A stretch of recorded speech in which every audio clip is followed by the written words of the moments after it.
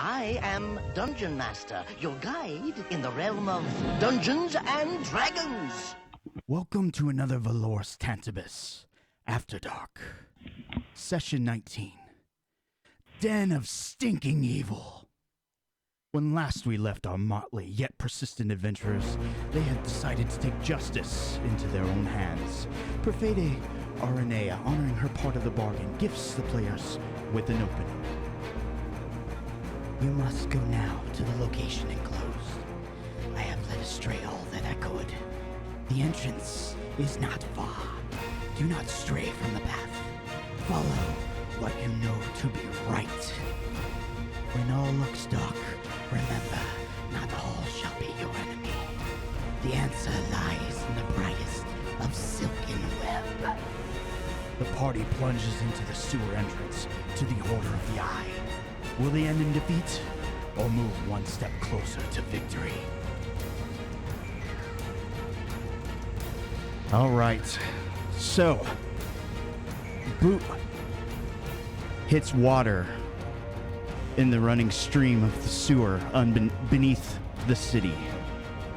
Aranea has given you an opening directly into the Order of the Eye. She has done all that she could.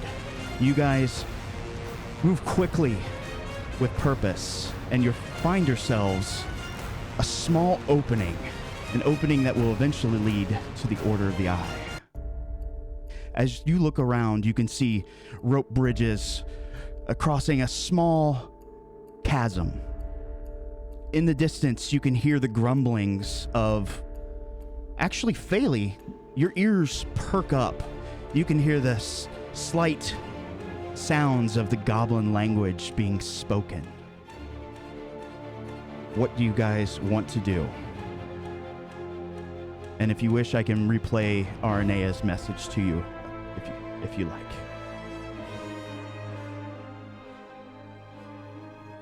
Yeah, I could do a replay. Okay. I'm going to turn the sound down so it's clear. You must go now to the location enclosed. I have led astray all that I could. The entrance is not far. Do not stray from the path.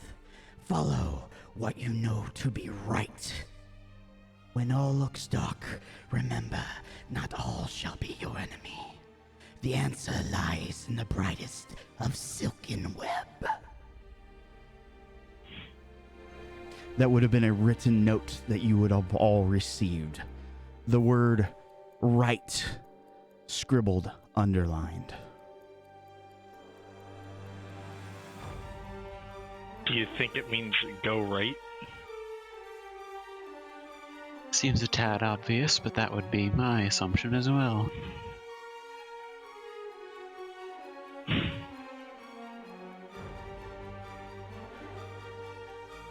As you guys try to deliberate for a few moments, you do hear sound coming from the north. Let me get a token here. This is always a good one. Around this general vicinity, who here speaks?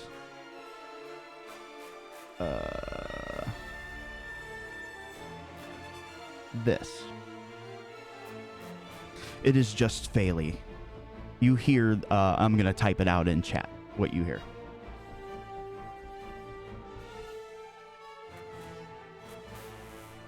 Oops. As it sounds like two people conversing. Which direction is that coming from? Kind of to the northwestern side. See this rope bridge that's far to the north?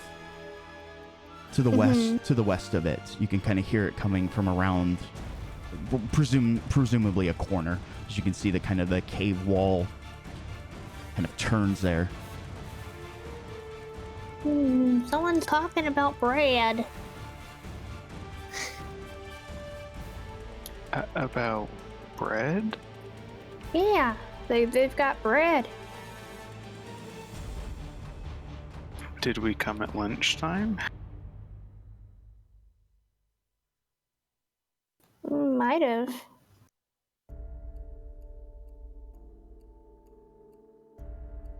Well, either way, I think we should probably Continuing forward. Okay. Well, the One note for did forward. say to head right, so presumably we should take this bridge directly ahead of us to the right. Oh, we ain't gonna get anywhere standing here. Okay. It looks like you can pass one by one. It is rather rickety. You could try to hurry across to, maybe two at a time, but you're uncertain of the structural integrity of this bridge. I vote Faylee go first. She's politest. We'll take a peek down and see what this bridge is crossing over. Okay. What's the check for? Perception. If you want Faylee to go first. No, I don't see anything. It's hard to see. There's not a whole lot of light here. Just dim light kind of dances across the area. There are a few torches about, but not nearly enough. Perhaps its inhabitants that are down here really don't need much light.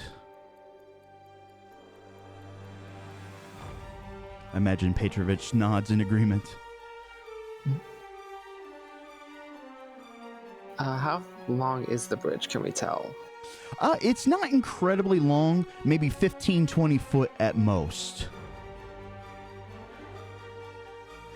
But the wood that it's made out of looks like it's starting to rot. You can see in a few places the planks have broken and are just kind of precariously hanging. The rope that they're using to secure it, bits of it are frayed.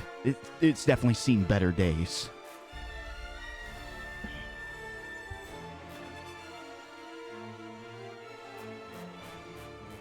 Okay, well, then we'll pass without trace. Okay, I believe that adds +10 to everybody's stealth checks. Yes. Let's go ahead and just get it out of the way. Let's everybody just do a group stealth. You can roll it in the bucket.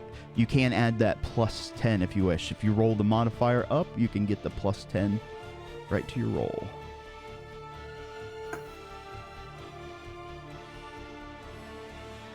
How do you add that? If you use it's like a little scroll wheel that's to the left of advantage, disadvantage. You can mouse wheel it up to +10. Oops. And then it will automatically add to any roll that you make. Well, one roll. I just gave it a shot, but it says adjusting and it's not going any further. Type the number 10 in. Oh, okay. I was using the scroll wheel. Oh. Do I need to redo it? Let me see. No, I'll just add it to your roll. It's fine. Cool. Thank you. What's the pecking order? Who's going across the bridge first? You're all, of course, trying to be as quiet as possible. This rock kind of gives you a little bit of extra incentive to remain hidden. I'd like to take the lead if I can and be inspecting for traps as we move forward. Okay.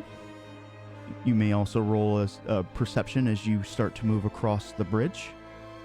You get about a quarter of the way and it starts to creak under your weight. The others kind of looking on can see the bridge just kind of starts to bend downwards. It'll probably hold your weight. Hopefully. As you look for traps you do not find. However, on the far edge, be to your right hand side, you can see that rope is just barely holding on. Do you wish to continue? About how far along am I?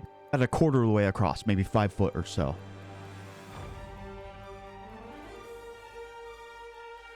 Yeah, I'm going to keep going. Okay. You can I'm going to try to stay to the opposite side of where that rope is, so I'm putting less weight on that end of the bridge, hopefully not stressing the rope much for. All right. You creak along. You do a pretty decent job of keeping the sound down as you move, but your companions kind of looking in awe as they're seeing this bridge really kind of V-shaped down. Eventually, you do make it to the other side.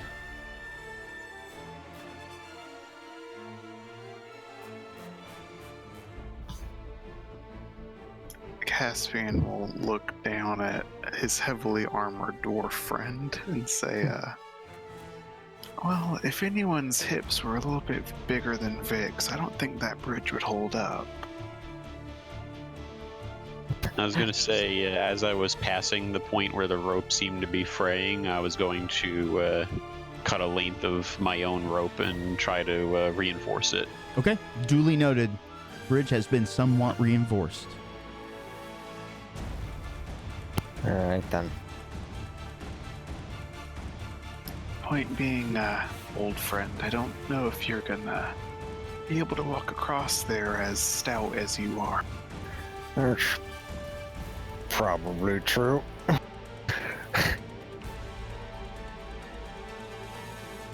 Can he...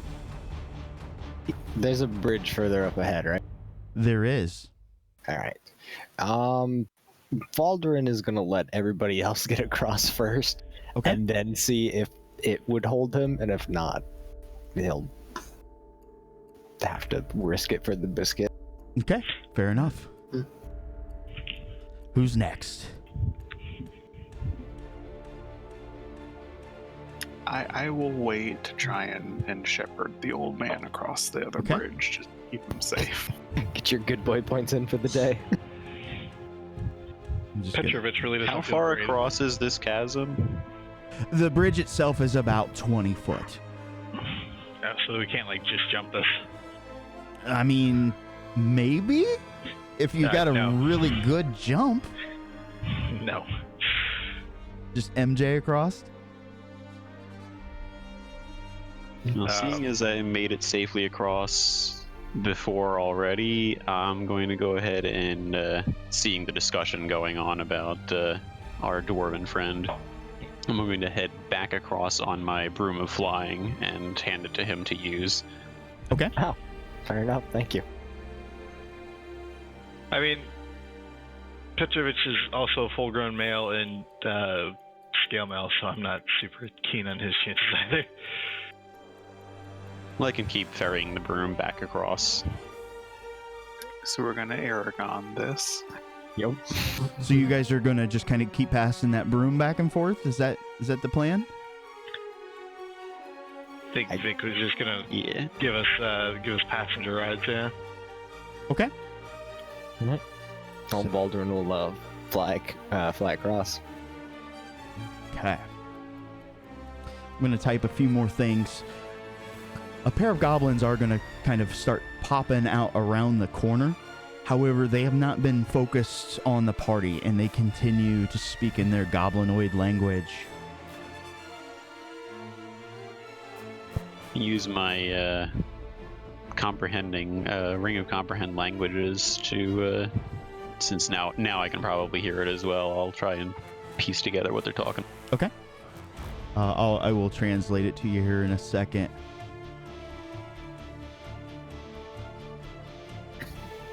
Baldwin will give the broom back to Vic.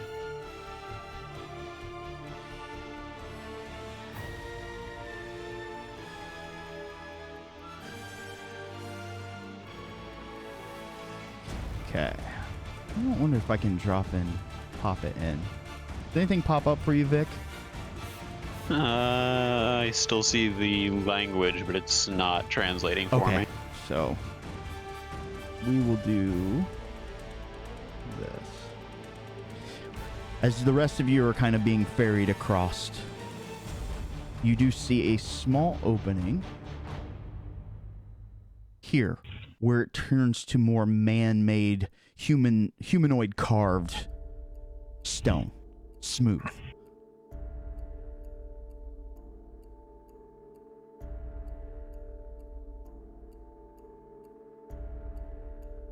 I'm not going to type it. I'm just going to read it out. So the goblin, one of them had turned to the other and said,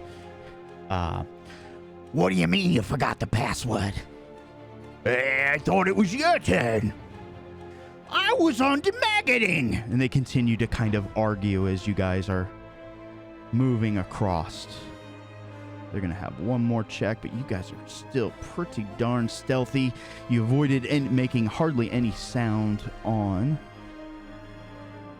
Thankfully, the bridge itself. Thankfully, the creaking of the bridge covered up the creaking of Voldrin's hips. Right? As I'm just going to kind of move your guys here for a second. As you guys start to move down the path, the goblins turn in your general direction. You guys just kind of avoid detection there. But one of them does say, "What happened to the bridge?" "Well, I don't know. You go check it out." "What? No, you." They just kind of argue for a little bit. You guys moving down the corridor? Yes. Yep. Okay. And I'll do again, sticking towards the front to keep an eye out You for guys traps. should have free movement of your tokens. Yeah, as you guys kind of move down the hall, you see that it immediately just stops. Stone wall. Dead ahead. Dead end. Oh, I suppose there must be more to this than meets the eye. The next part of the note said something about the not all in the darkness are your enemy, something like that, right? You must go now to the location enclosed. I have led astray all that I could. The entrance is not far. Do not stray from the path. Follow what you know to be right. When all looks dark, remember, not all shall be your enemy. The answer lies in the brightest of silken web.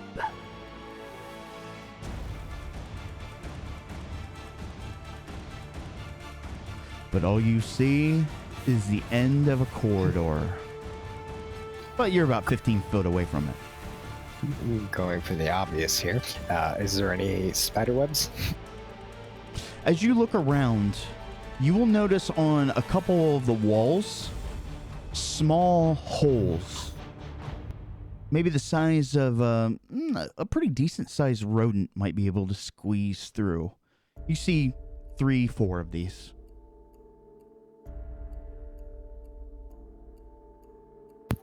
How high up are they? They're on the ground. Oh, they're on the ground ground. level, yes. No flying rats.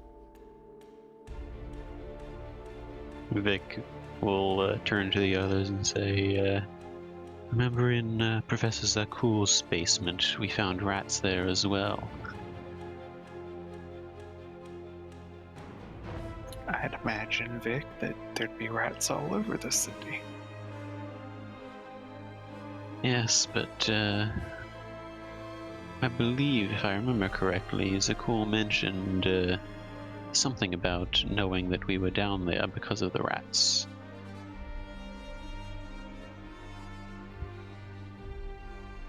You're saying they can see through their eyes, like they shapeshifters?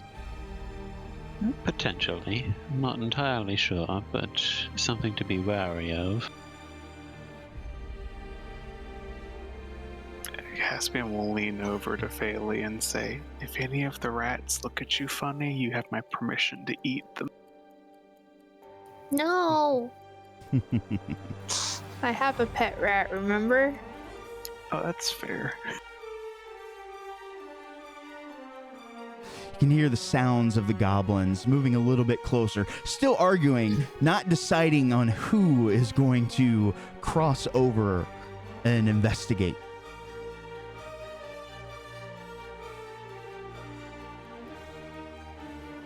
Oh. Tantibus is going to continue down the corridor and see if there's like anything on the wall, or if it's just like a regular old wall. Investigate. Awesome. I'll assist with that. Investigate with advantage. Oh, cool. We'll roll one more time, see what we get. Ooh, the first one was definitely better. You lay your hands upon the wall, and at first it feels like it's very, very smooth, abnormally smooth, but you feel very small carvings in it, and you kind of start to trace your hand around it, and it's basically 5 circles. One of them is larger than the others. Didn't the note say something about a web? It did. Is that the same pattern as it was in the It is Zekul's? yes, it is the sigil of the Lustrum Oculari. That would seem to suggest we're in the right place.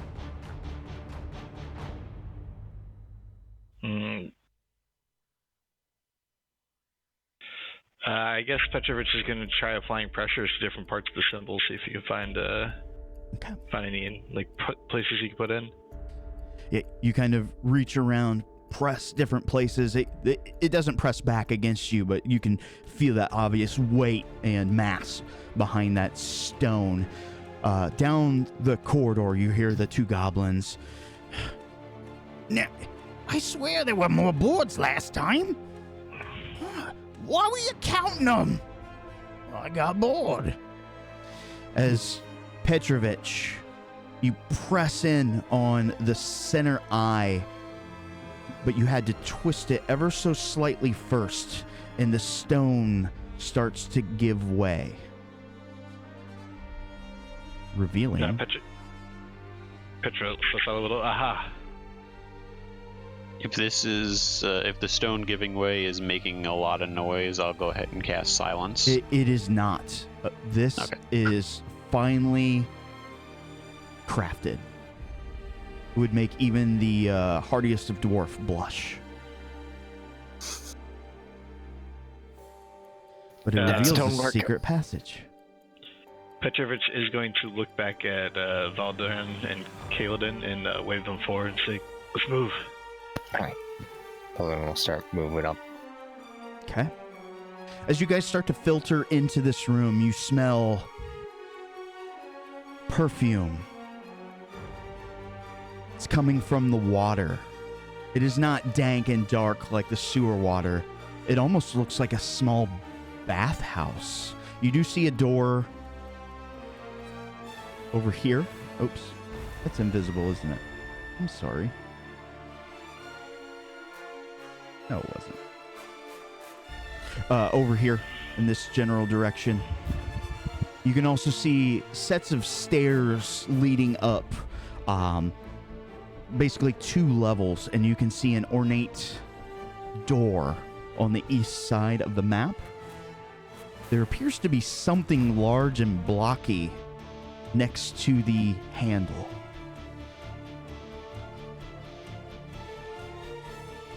Once everybody filters into this room, I'm going to go ahead and, just in case the goblins decide to be very thorough, I'm going to cast Minor Illusion to cover the doorway with an illusion of the door being closed. Perfect. Duly noted.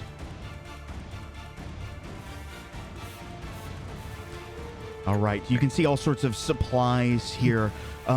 Some finer goods. Spices, that sort of thing, some probably aged liqueurs in small barrels, etc. Things that you normally wouldn't find, I guess, in a cave. Seems they turned this place into a little paradise. Caspian's gonna try and take a look at the water and sniff it. It smells very enchanting. It just kind of flares up in the nostrils, kind of a lavender type smell. You imagine this is what nobility is like. He will absolutely dip his fingers in it and sprinkle some on Phaley. Okay. And it's surprisingly warm to the touch. Something is keeping this water at a higher temperature than just tepid. So is this their essential oil bath? It is an essential oil bath.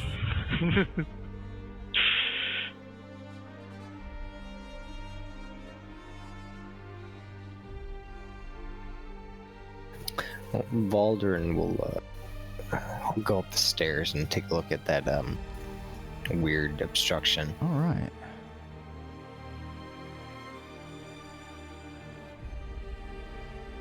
Can you see that? The Pin? Yeah, the pin. Yeah, you should be able to click the pin. Okay. You see a square block attached to the handle. You can see that there are 3 columns. As you rotate through, there are 4 different choices. Does that make sense?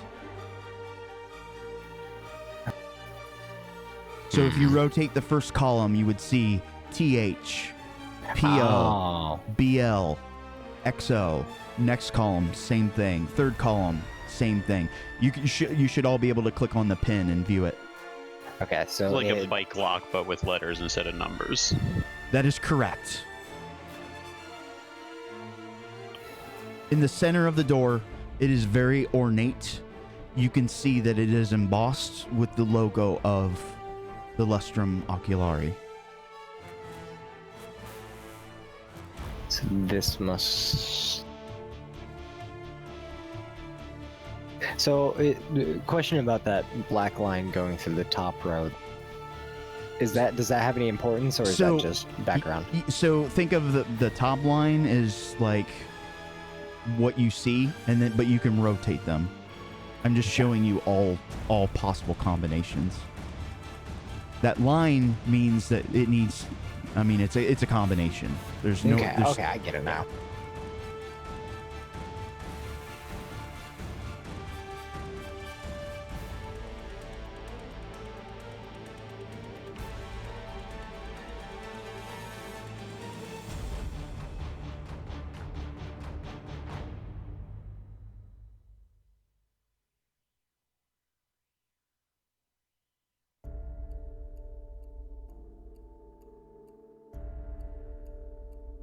Vic, through the stone, you start to hear the sounds of the goblins approaching.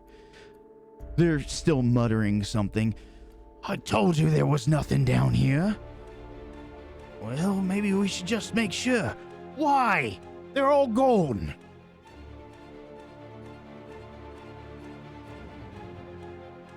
I will very quietly, stage whisper to the others to not make any movements.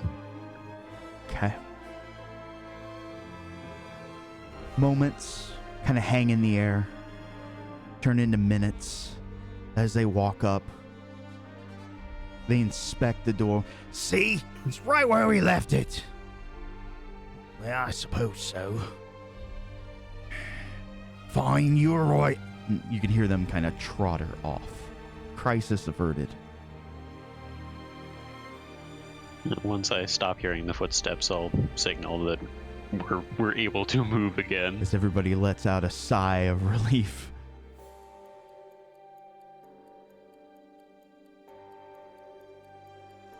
Glad that most of your kin aren't as smart as you, Faley.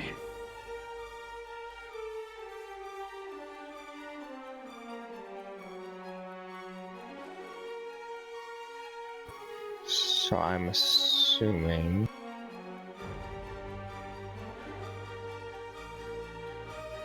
Flip it to something random, test it out. It's always the best way to do puzzles, don't you know? Just try until you get it right, brute force it. So we see 2. We see portal and we see blades. Does anyone see any other combinations that could be anything? Zolblob, also. I'm missing an L for that, though. Yeah.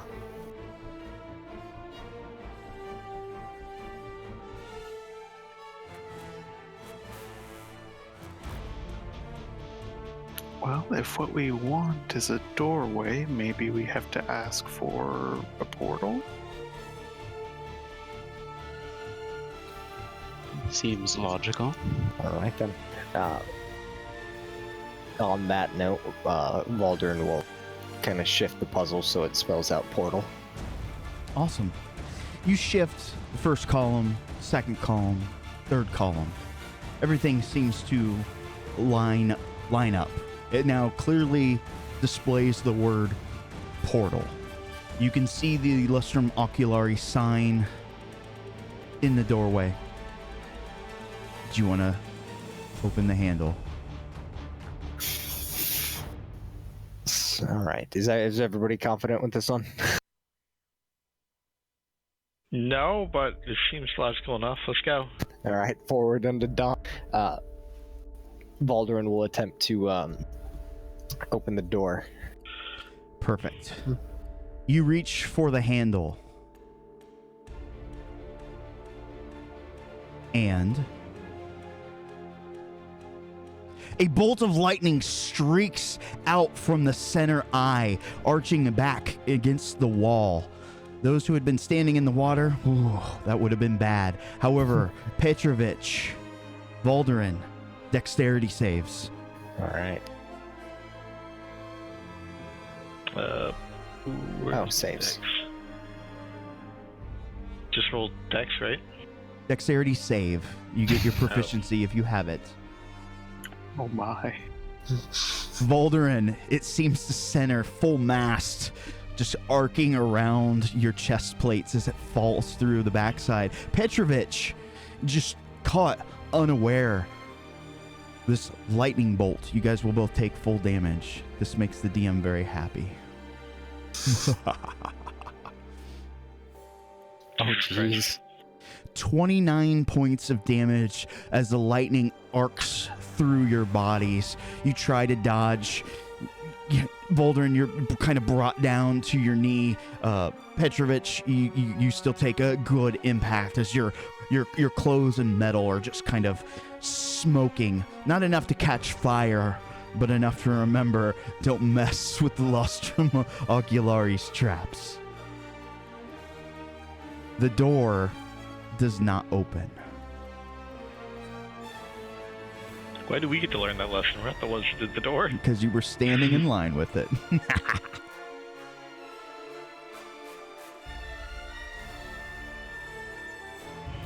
Yeah, I imagine when the lightning struck the pool, Caspian kind of crab walked back into the barrel. No. That's good. Do you guys make a commotion? Yeah, he wasn't trying to be stealthy. You knock into a barrel and it starts to roll around precariously as you're like, no. Kind of keep it from falling flat over and spilling its contents.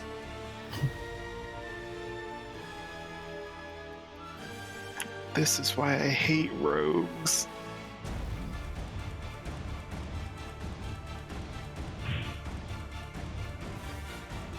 What was the story with the other door, the one up to the north?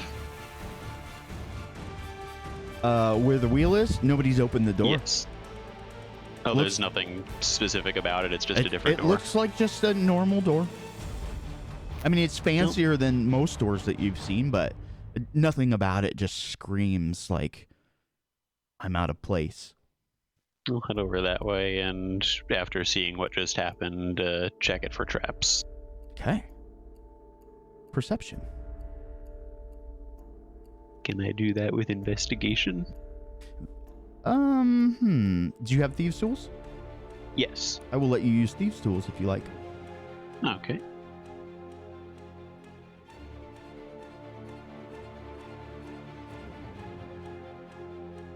Poison barb. Knock somebody right on their ass. Alright, I guess I shall attempt to disarm that then. Okay. Just another thieves' tool roll.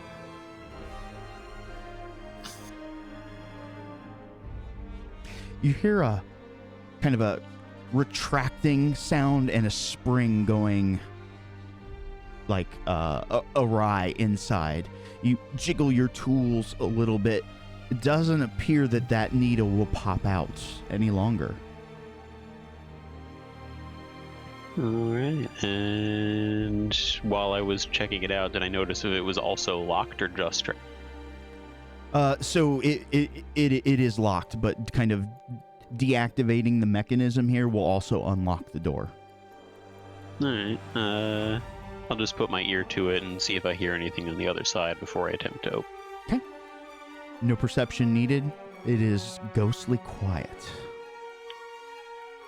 Alright, we'll very slowly crack it open and just kind of peek inside first and then push it open if I don't see anything. Okay.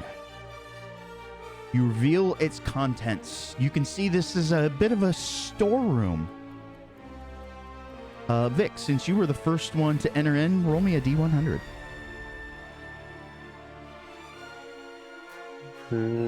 How do I do that on here again? I always forget. Right-click the D10, choose percentile.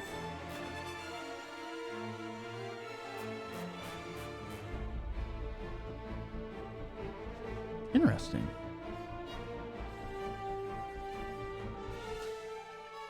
So, you can see a mass of wealth has been placed in this room. You find no less than 57. We're going to use the Tantibinian moons. They're worth 20 dragons each. But there is a plethora of other things in this room. You can see chests and crates. And just for funsies, I'll stand in the middle of the room and use my wand of detect magic. Okay. You will get 2 pings. One coming from a barrel. One coming from I'm sorry, not a barrel. One coming from a crate. And one coming from a chest. Decently sized, too.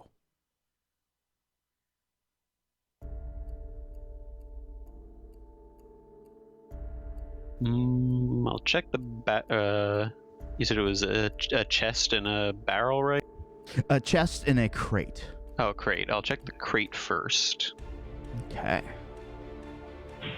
As you kind of pop open the top of this crate, you can see nestled inside, very delicately, is a nice set of chainmail armor.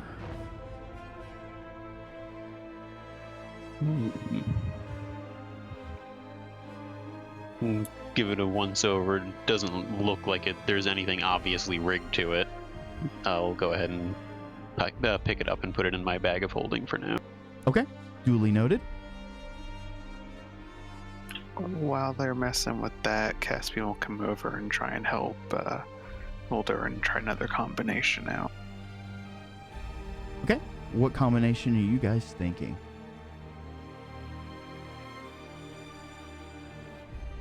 Well, if Portal didn't work, maybe we should try Soul Blob Voldurin. It's at least a name they would recognize.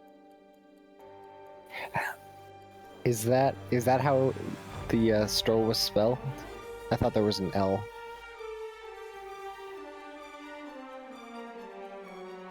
There was an L. Well, I realized my mistake in asking that. You know what? Let's do that, but since Valder knows what's going to... Let's see, he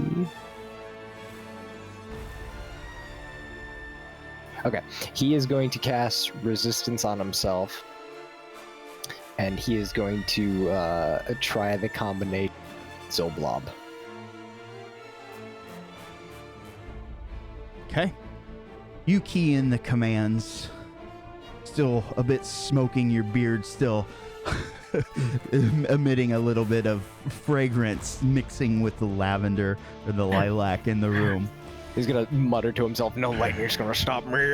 You reach for the handle. Do you turn it? Yes. It turns.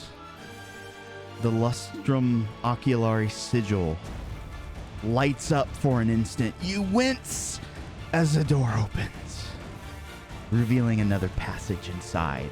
A room as dark as night.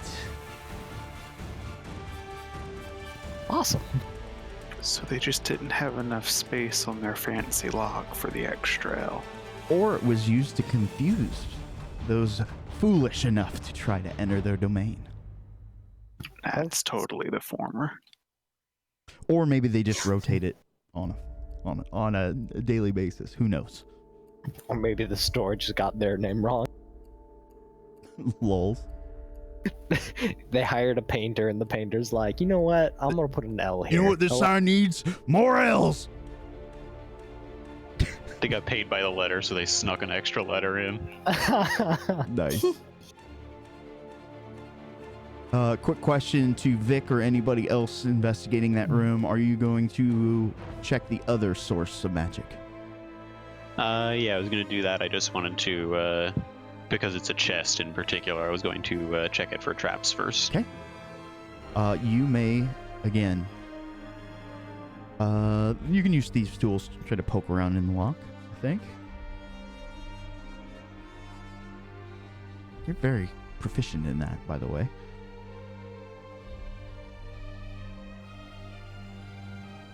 Okay. This one is very trapped. You can see kind of an arcane sigil on the inside. Let me check your skill level here.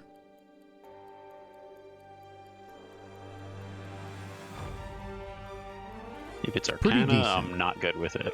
It is Arcana. You can try to bypass the lock, but it is going to be a pretty epic feat here.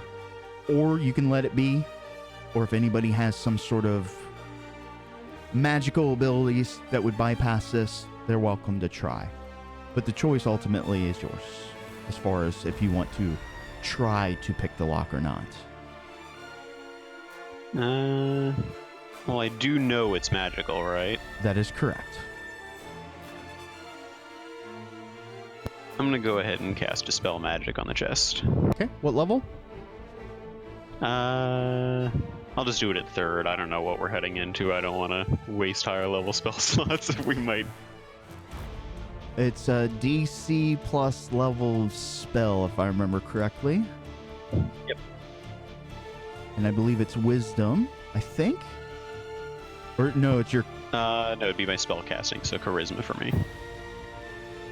So, you want to go ahead and make a check based off of your Charisma. We'll see if you beat the DC. Okay, and this is going to need to have +2 added to it from Jack of all. You can click the +2 if you want. And then roll. Oh, right. I didn't even notice that was there.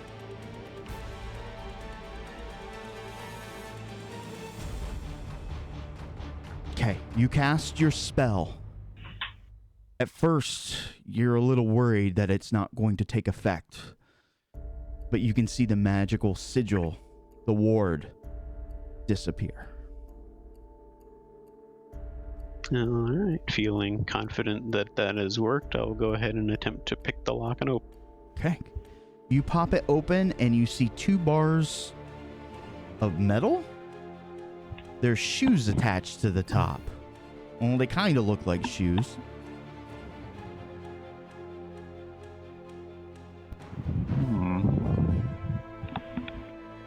Well, I'm not sure what they are, but they look interesting, and I know they're magical, so I'll go ahead and put them in the bag as well. Are they the iron boots? No, they're kind of, I don't know, imagine like a 2x4 with a shoe on top of it. It looks like they might move. Oh, I wish they were the iron boots. And actually, you have to go down to the lavender bath with them to get a secret heartbeat. Well, first you have to get the blue tunic. All right. Unless you want to drown. So, filled in this room, you've already picked it clean of most of the obvious valuables. The others would be more in mercantile trade. But you can see various spices, things of that nature, some fine clothing, etc. If anything looks particularly valuable, I'll toss it in the bag as well. But I'm only in there until somebody lets me know that the door is open. It's all valuable. It's a matter of probably space. Yeah, obviously I'm not gonna like grab like a full suit of armor and try and cram it in there, but Got 5 pounds of pepper. What you buying? Oh boy, that is a high price. All right, what you guys doing? Wishing I had plated tabaxi. Named Khajiit? He has wares. Baldurn is going to pull out his staff of healing, and he's going to walk over to Demi and cast Cure Wounds on that 4th level. Worth it. Probably a wise decision. Didn't realize you got hit so hard. Yeah, it hurt a lot. 29 hit points. Not fun. Well, he's sitting at 45 damage. Well, I thought it was 45 hit points against 20. 29. No.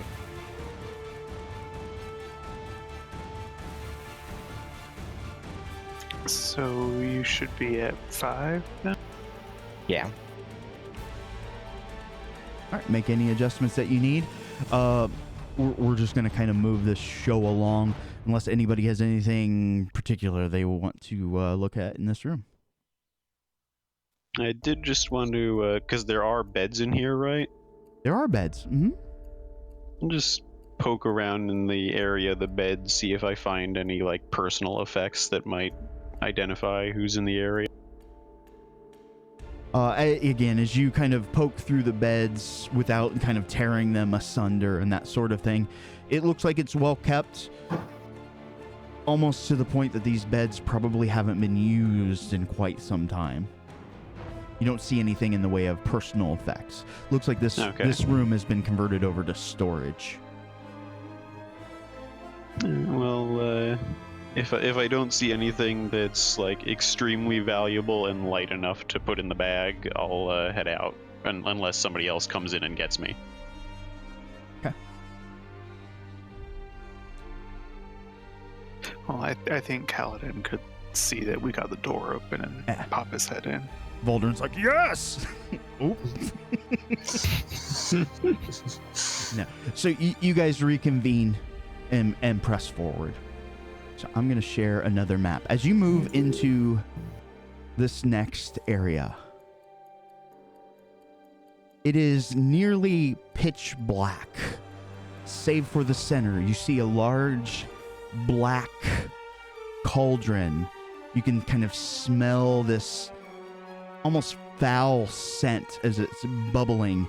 You can see at the meniscus some small objects seem to be floating in it. And there appears to be some sort of statue or something behind it, though you're not close enough to really tell. And I'm going to throw you guys on the new map.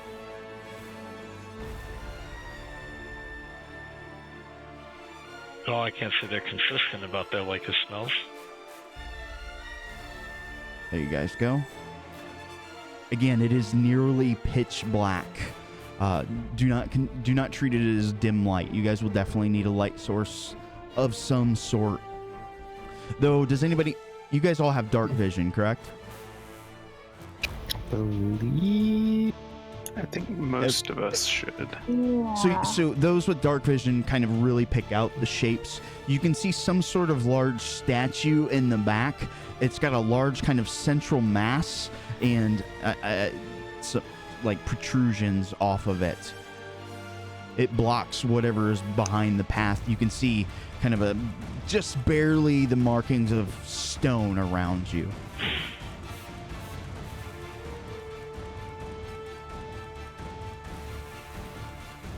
What would you like to do?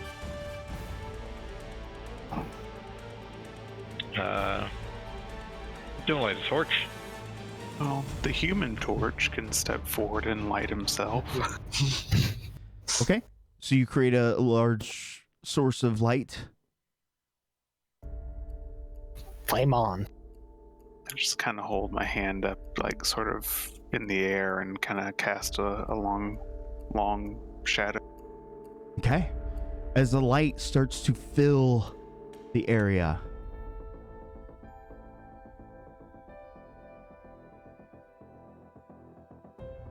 you see Jesus Christ. a large figure standing stone still. Its eye stalks, or whatever those things are just almost caught dancing midair, yet unable to move as the cauldron just bubbles over. Oh, look, it's get the fuck out of here o'clock. On the wall, Remember the note. on the Not wall, all shall be your enemy in the dark. on the wall, you see something very out of place. You see some paintings.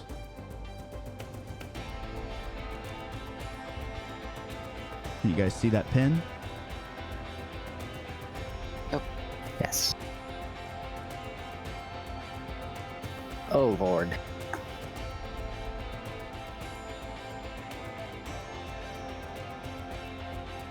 Five paintings hang on the wall on the eastern side. The cauldron bubbles and toils, the statue never moving. However, those of you of the magical arts can feel that part of you, that power inside of you, instantly die. Caspian, you had used a spell? Yeah, I had lit my hands. Is it treated as a spell? It's just a feature I have. I'm not sure. Feature, okay. Light still remains in the area.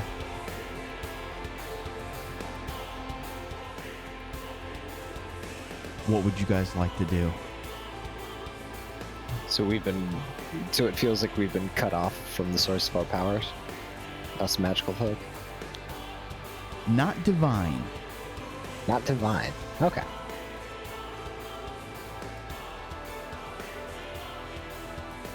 Yeah, it just says I can light my hands on fire. It doesn't call it like a spell. We'll use it as though it were per an ability instead of a magic.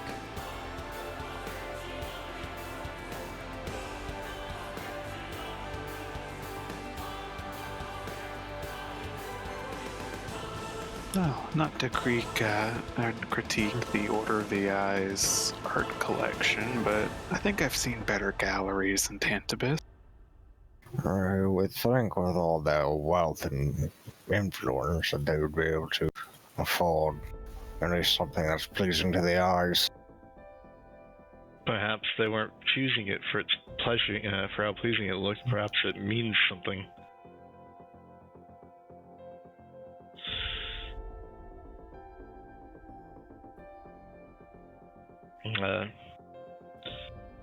Dimitri's going to walk up next to Caspian and hold out a torch, indicating to light the torch from his hand. Okay. At this distance, you can start to make out some of the objects floating in the cauldron. They seem to be, roughly the size of a very large egg. They appear to be kind of rounded shapes. Yeah, Caspian will just kind of close his hands around the torch and catch it on a good steady blaze. Okay. Dimitri gives him a nod and walks over to the walls, holding it up so he can better see the paintings. Okay. You start to investigate. Pretty much what you see is what you get. You see a one picture of a coffer, one of a tree, one of a gnome, one of a dwarf riding a war beast, and one of 3 skeleton warriors. Those who have approached the cauldron can now see what exactly is floating in it. Kind of this thick, viscous liquid, as you swear this cauldron is staring back at you as many colored eyes start to dance in the kind of the bubbled rhythm of the liquid.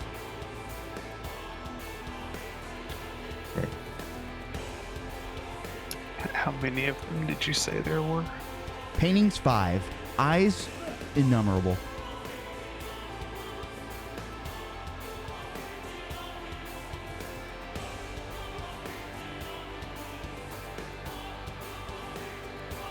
Kaladin, you're close enough to the statue.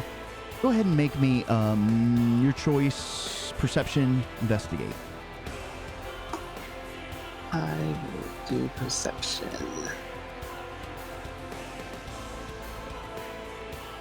Okay. There's something about these tendrils that you can't quite place. The ends almost look like you've seen some of the seafaring creatures. They're kind of cupped on the ends. They all seem to be protruding and ending facing up. There are 10 of them.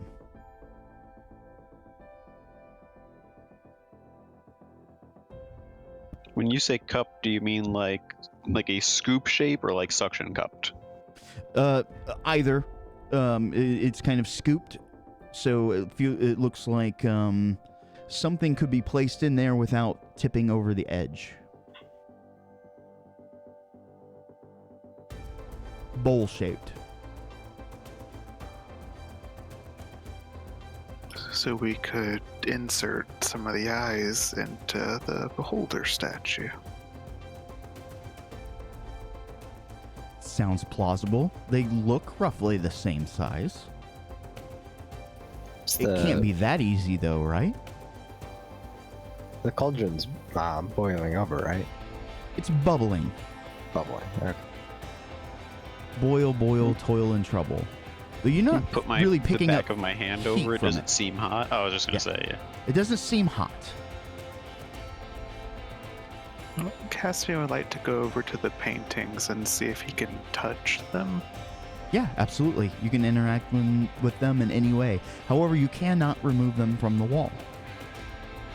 I would like to kind of especially feel the skeleton warriors one and see if their blank eyes or even their filled in ones are like textured at all. They're textured only because of the oil paint. It doesn't appear to be any sort of physical hole or anything like that. But as you stare at the 3 skeletal warriors, they seem to stare back at you, yet their eyes do not move. Yeah.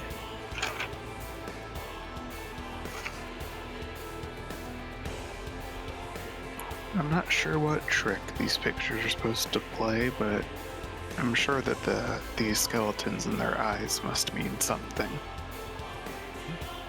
You count the number 3. 3 of 6.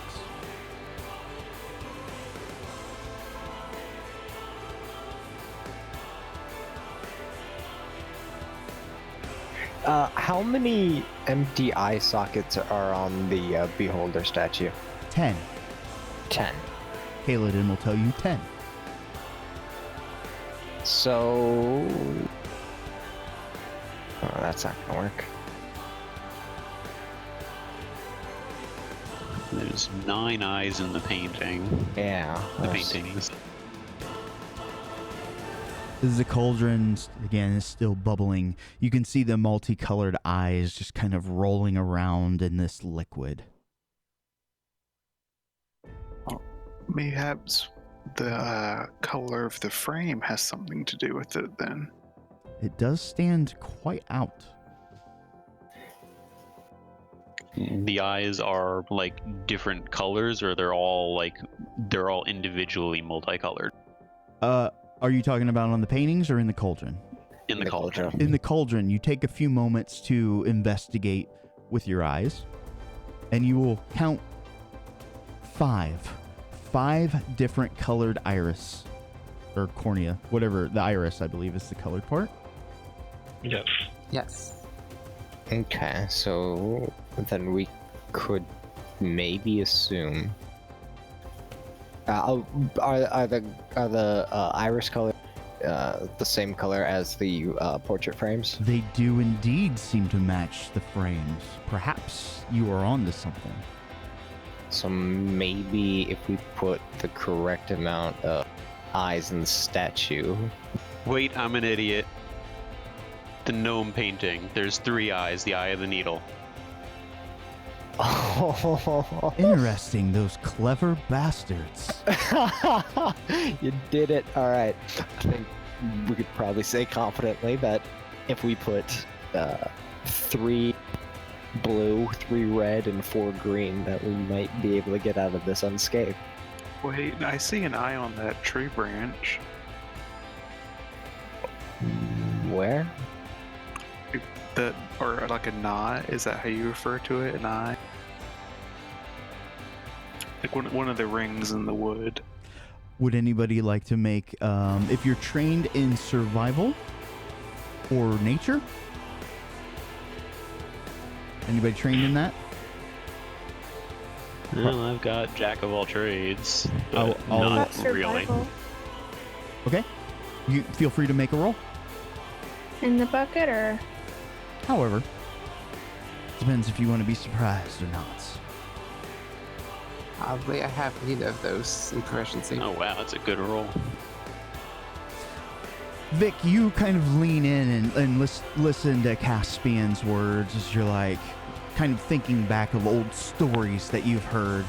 Phaley, you know with confidence, ain't nobody ever called that an eye. What a silly thing to say. Oh, I'm sorry. That's exactly what we call them down here. there isn't an American South in D&D. Not yet. We haven't been to Dynast yet, so we're not entirely sure. Howdy, y'all. Welcome to some grits? Dynast. After Dark Chapter 2, King of the Hill. We made some grits tempura. I sell arcane and arcane accessories. Konnichiwa. So do we, so are we all in agreement of the, solution of the eyes? Let's Okay. find out. Just for the Kornichiwa thing, now you had to make it so katana is the way they Katana. actually say it. In some of my studies, one of the guys always said "Konnichiwa" in class, so I always thought I've remembered it in these 20 years since. Check for yes, X for hell no. Believe the decision was 3 blue, 3 red. Or Or green. survival. Okay. We're well past survival. All right. Oh, what are we checking? I'm sorry. If you want to go with that solution, 3 green, 3 red. I'm sorry, 3 blue, 3 red, 4 green. Instantly, Athrun, that's the title of the next episode. Konnichiwa. We're well past survival. All right. So it majority looks has like- it. Yeah. So Baldrin is going to. You can feel that viscous sort of liquid kind of fight you as you pull these eyes out. Whatever it is keeping these humanoid eyes together. They haven't spoiled, rotten, died, withered. As you start to place these eyes in the stalks, the beholder statue closes its center eye. Your magic's returned and slides very silently to the side, revealing a passageway up. You hear the sounds of laughter, camaraderie. Perhaps leads to the center chamber of the Order of the Eye. If things go according to plan, you may have the jump on them. All right, let's transition maps again. Big if.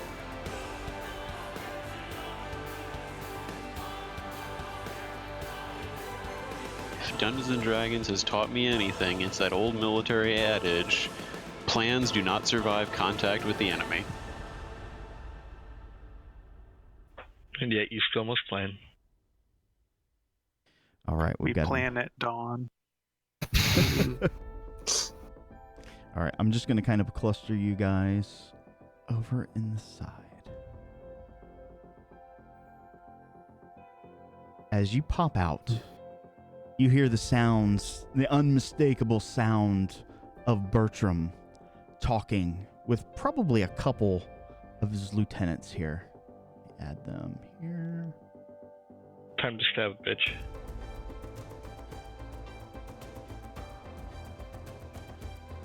Move a couple things here.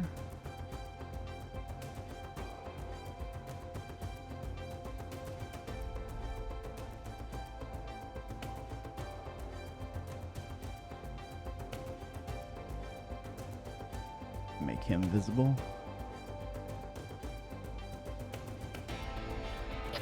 Well, he looks happy. He does. He looks like a happy gent. And one.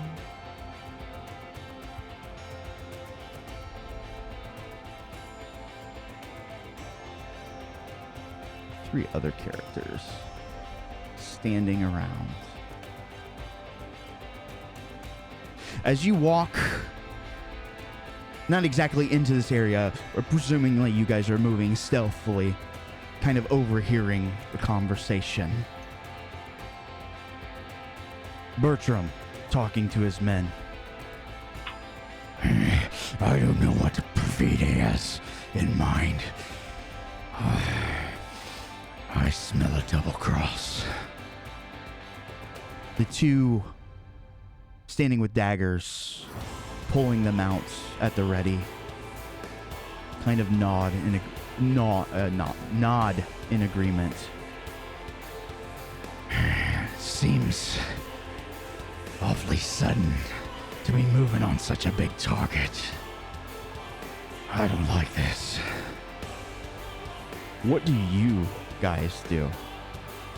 Still under the cover of stealth. Now, remembering the library and how there were a lot more people than we initially thought, I'm scanning the room looking for any other guards that might be sticking to the shadows. Do I have a clear shot of Bertram and his two daggered friends? Like, can I see them directly? Yeah, depending on kind of where you move, they may or become more or less obstructed, but you've got a good view of them, yes. But if you've got a good view...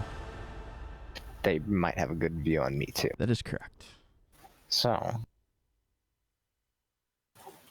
Valdern's going to turn to his friends, and he's going to whisper, "Victory goes the first strike." Should we all strike as one then? Seems to make sense to me. As we prepare for this, Caspian would like to locate the most flammable thing in this room. Okay. Let's see if there's anything fun in this room. Well, if I can hit the bucket. Release chaos. So in the center of the room, power has been lost in the city, and a lot of things are converting over to coal. But coal is dirty and often not used in certain situations. Lamp oil is often used. You don't know for certain, but you think that center column, it's not a column, it's like a large vassal. You imagine that probably contains lamp oil. Is it currently lit at all? It is. It is there not light lit. around?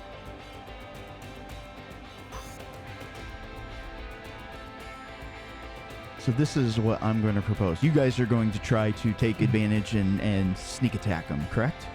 Mm-hmm. I think that's the plan. All right. So here's what we're going to do.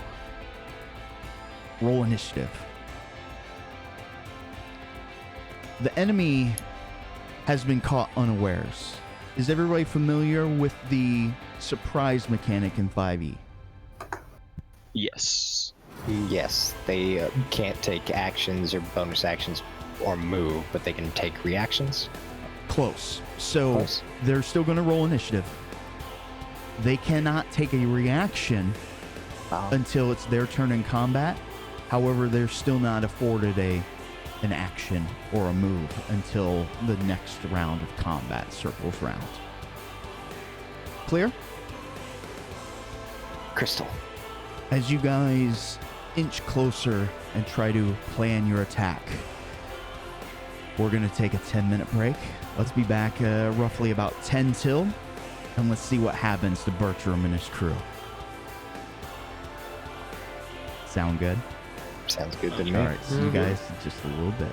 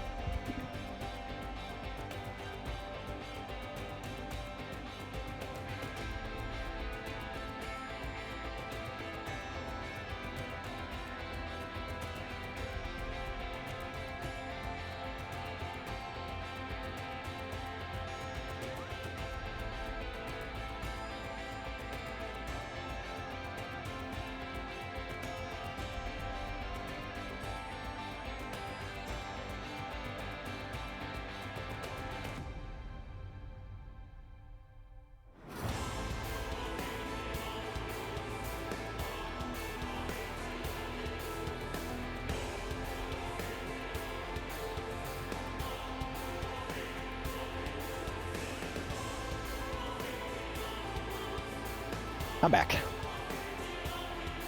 Hello.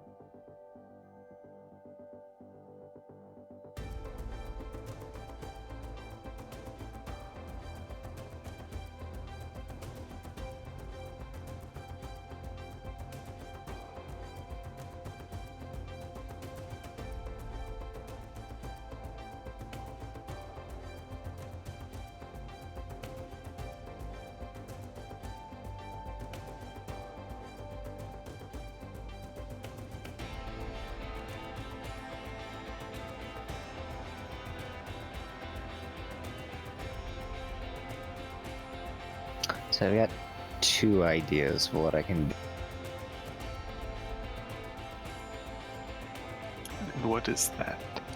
So I can either toss in Storm Bear in the center of them and just do 36 damage to anybody that doesn't save the DC. Or I can, if the room is big enough, I call forth an ice storm.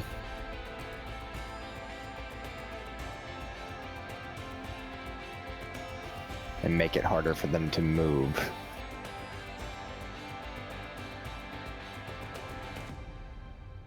Oh, my only concern with the storm is right around, like right there, looks like a doorway, like tunnel to me.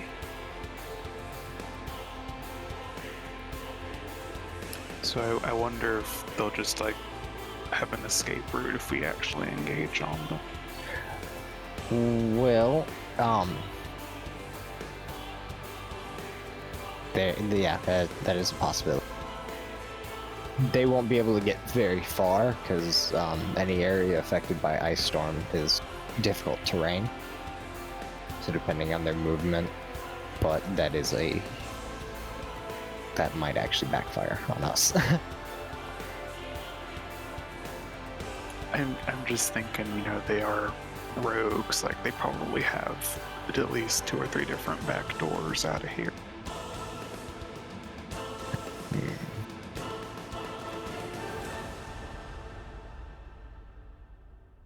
I'm back.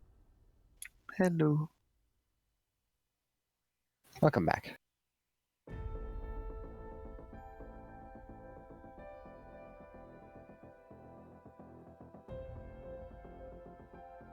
I am also here. Welcome back. Do we know if Bertram is a spellcaster?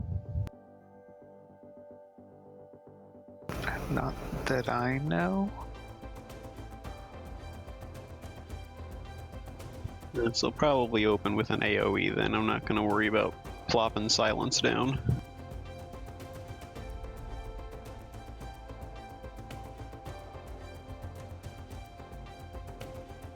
I could attempt to run up and try and destructive wave, but I wouldn't be able to hit everybody like I would with my other.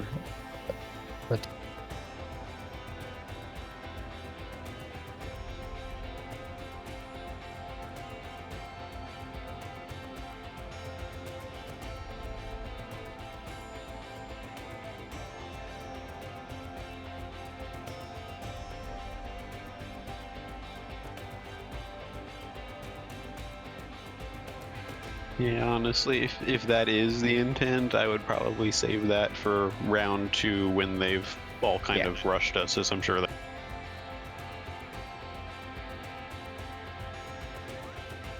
Yeah, that'll be what I do. I think I'll just open up with Storm Bear.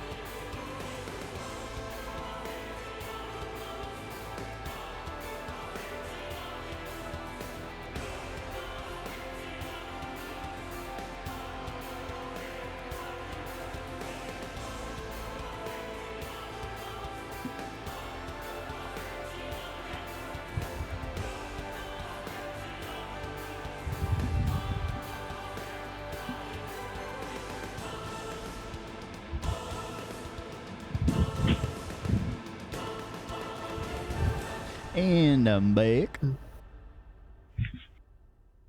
Hello. Welcome back. Alrighty. We're about ready to get this party started.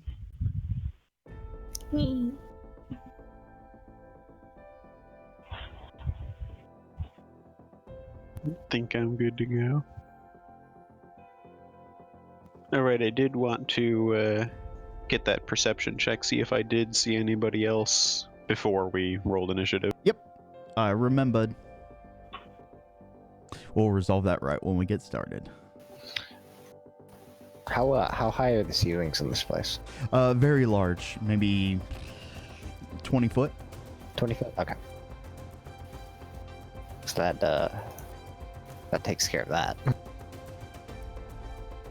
And a mild curiosity, could we have any idea roughly where we are right now based on how far we traveled and where we entered the sewer? Yeah, so you guys have been to this place before? Maybe not this particular room, but you have been led directly underneath the Order of the Eye? So it seems Perfide has kept her portion of the bargain. Unless she comes with reinforcements at the end and tries to wipe out whoever is the victor. Well, who knows? Do you trust her? Yeah, actually I do. No, I don't trust anyone. I should clarify that. I trust in Kiev, who believes her to be honorable enough to not pull back. Okay. Yeah. You believe in the word of a friend. I think that's honorable. All right. I think everybody's probably here. Yes? Mm-hmm.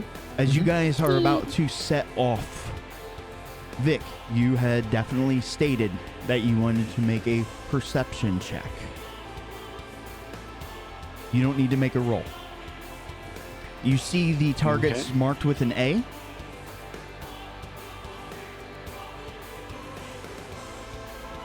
They're the letter A's? Yes. Yes? Mm-hmm. You notice something that sticks out. They have 3 white cords wrapped around their left arms just above the elbow.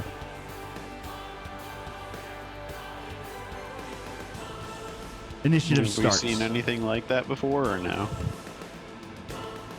I mean, it looks like very bright white silken rope. All right. As we are about to get the party started here.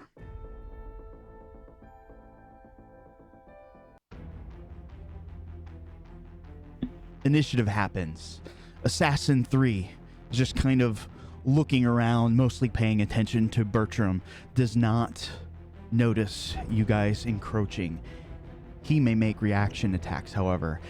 Kaladin, you were the first to react. What would you like to do? I will skulk in a little bit. Bonus action cast Hunter's Mark on Bertram. Okay. And then I will take 2 shots at him.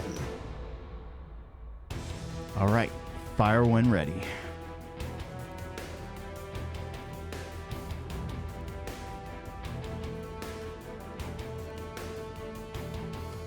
You pull back on your bow.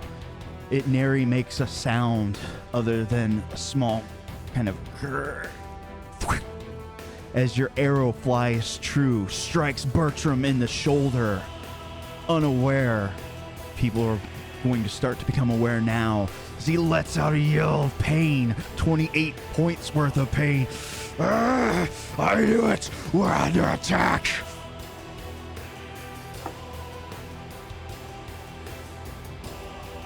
Okay, and do I get advantage my second attack or not? Because of stealth? Yeah. Let's see here. Boop, boop. Do you not get like advantage on all your attacks from surprise round stuff? No. No, Yeah, those are older rules. Character specifically. I Rank. did it for my first one, people who haven't reacted. Okay. I don't know the specifics of the Night Stalker thing. You believe that you are not spotted. If that grants you advantage, by all means, roll it. Yeah, no, that's what I was asking. Yeah, you're hidden, at least for Okay. now. Probably not for long, though. Oh, that crit. You take full advantage of the surprise round. Another arrow lets loose. And I bet you wish you'd save sneak attack. Right? now. As you one-shot the boss.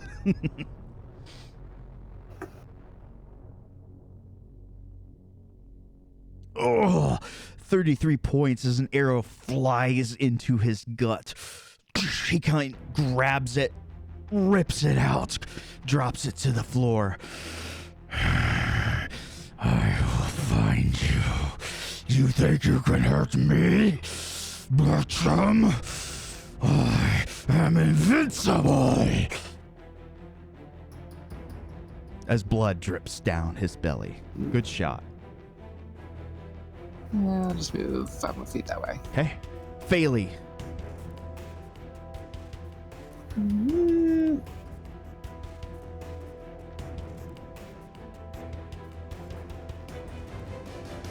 Sound the Goblin of War.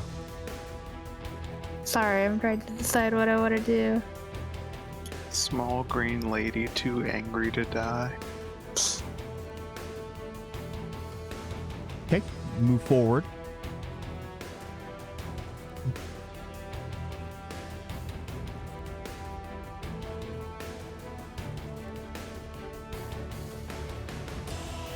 Assassin 2, you wouldn't exactly have line of sight if you're going to do your sling.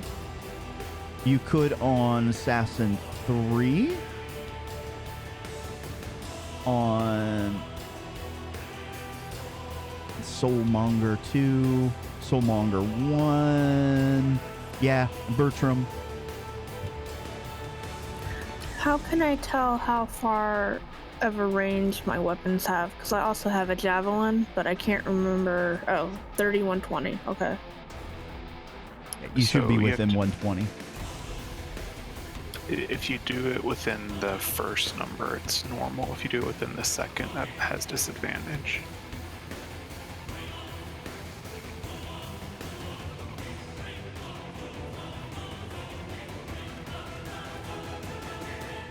Okay, you pull back, launch your javelin as it drives into the side of one of these Order of the Eye acolytes, really. Shrieks in pain, looks over at you.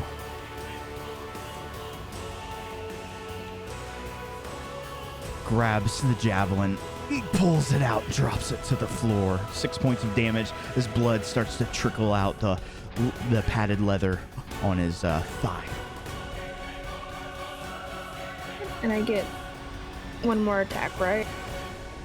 You should have multi-attack, yes. Another... oh, you load your sling and whip a bolt, a stone across, smacking him. 7 points of damage. They know that you're here now. I think that's it for me. Okay.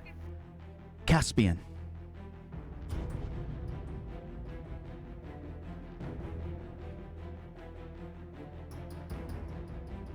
Okay, well, the frontline people I might have otherwise buffed with haste have now left me. That means you can buff yourself.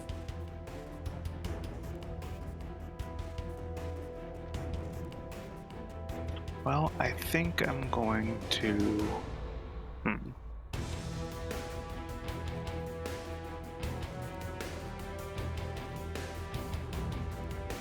Okay, I'll kind of move forward up here, and as I do, I'll reach back and tap Voldurin and Petrovich on the shoulders each, and I'll give them both Fire Dragon's Breath.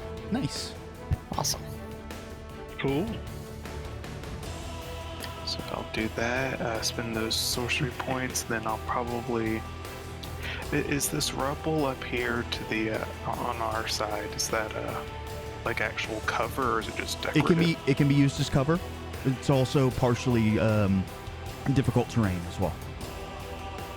Okay. Well, I would like to get behind and kind of hide in this region as best as I can. Okay. However, I Like can get. the dodge action?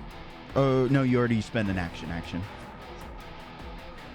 Well, Dragon's Breath is a bonus action, Oh. actually.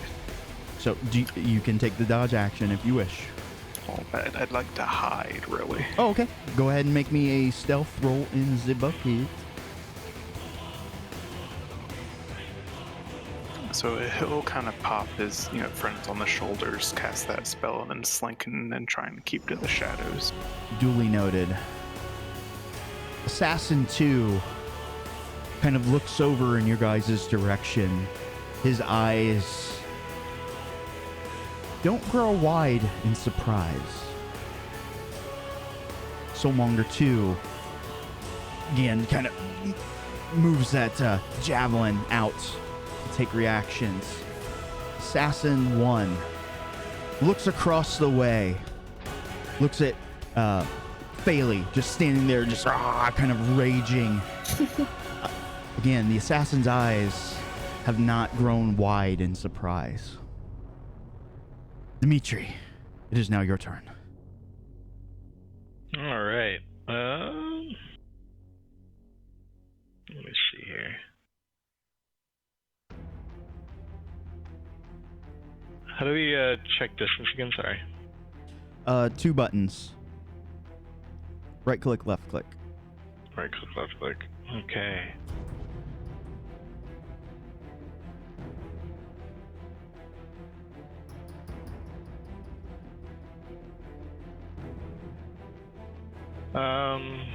So about 50 feet. Would failure be about 30 feet for me then? Yeah, I would say that's pretty accurate. 20 feet. Damn.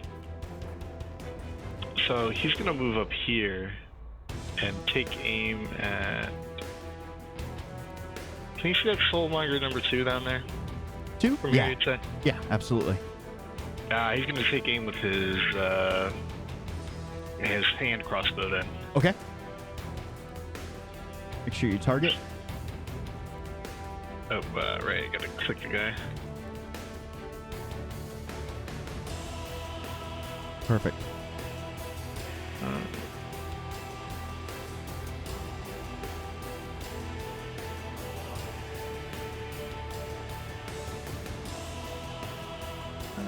Actions. There you go.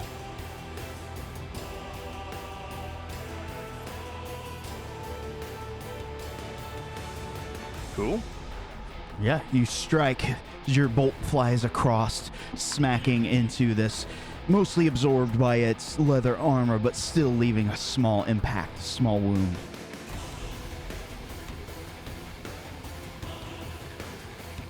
That'll be it for my turn. DM notices that Valderin has many a target. All right. So Valderin, he is going to send Stormbearer flying toward the center. How do I do area of effect? The radius? Control? Yeah, control and 2 buttons.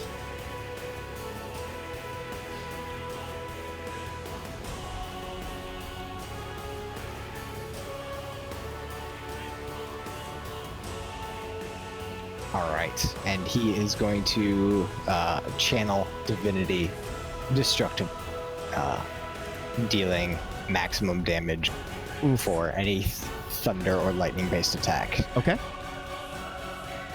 So he is going to, let's see, cast. There we go. Alrighty. So anybody that saved a well, looks like most of them. Rogues. Yeah. Well, they will. Those that saved will take half damage. Just 36. It'll automatically apply. Awesome. Well, some of them have evasion. Oh.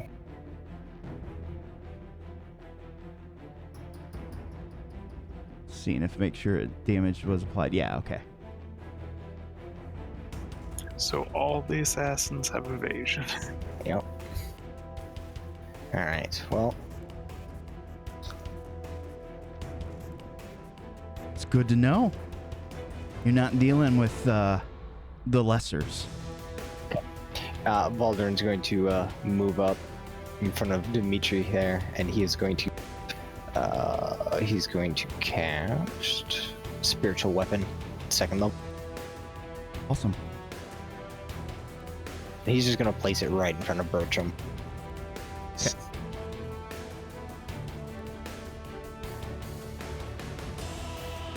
And he will have it attack Mr. Bert. Okay. Miss. That'll be it for my turn. Understood. Bertram's turn. He can now take reactions. You think you've got the best of us? You'll pay for this insolence. Vic, it's your turn. Okay. I assume I'd probably have to move down by around Phaley in order to see Bertram and the two soulmongers. You can kind of see them even through the debris. In that case, yeah, I'm within range, so I will go ahead and I'm going to upcast Hold Person at 4th level to target all 3 of them. Okay. Should be able to target them and cast a spell, I believe. Yep. Let's see if this works. Bertram failed. The others 2 succeeded. Let me see. All right. So I'm going to use one of my abilities here. What's the DC I have to beat? 18. Check. Yes. And it was a save. What's the stat? Wisdom. There we go. All right, I'm going to use one of my rerolls here. Come on. Yes. 18. He also succeeds. Okay. In that case, I am just going to... I'm going to take a couple steps back and duck around the way we came in to kind of give myself a little bit of cover. Duly noted as Bertram barks back. Your magics have no effect. He can take reactions and top of the order. Assassin 3. Moves behind the pillar. As he does so,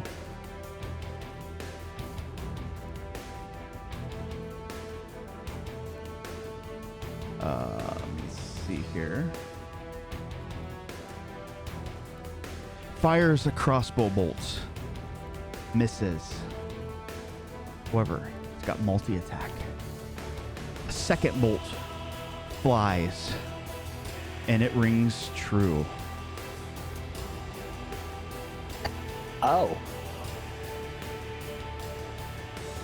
A bolt rips through the air, striking Soulmonger 2 in the back of the thigh. Shrieks out in pain. Poison tip. Oh, he fails. Takes another 23 points of poison damage. Let's go ahead and adjust this. Done. Kaladin, it is now your turn. Seems things are in motion, in play. Not all are adversaries. Okay, I'll take 2 more at Bertram. First one. Oh, a strike.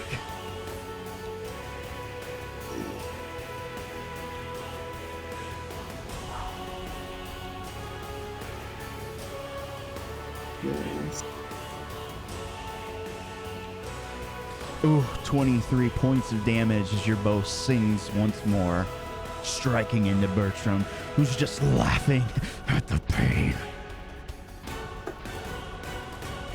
Second attack. Oh, Really? yeah. That's it. All of my bad guys are now going to have Grave Paladins with them and Mizium armor. Why don't you just tell us we lose? Get it over with. You lose. Reroll characters. Make a death saving throw. Oh my god! As he's laughing at you, I am invincible. Bolt arrow just kind of pierces through him, the shaft barely hanging out the end. You are definitely not hidden anymore. I got up for 1 minute and Kaladin did 50 damage. Right? What the fuck did I miss? Another natural 20. That nat 20. All my enemies now have Mizium armor and they have Grave Clerics. Is there any other damage you wish to deal out, Kaladin, this round? No, but I will bonus action hide over here. Okay. And So that then. He's still alive. okay. After taking 73 Oh, damage. yeah, Bertram's a tank, man. I mean, that was status heavy. It was indeed. Does your spiritual weapon get attacks of opportunity? No, it does not. Cool. Bertram's going to use one of his abilities. Send one of his minions out to attack. Going to strike Phaley.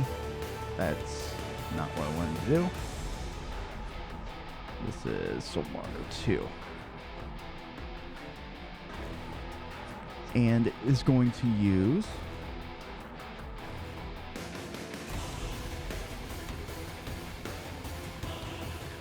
Can make an attack. 22 will definitely strike as you feel the necrotic damage coursing in your body.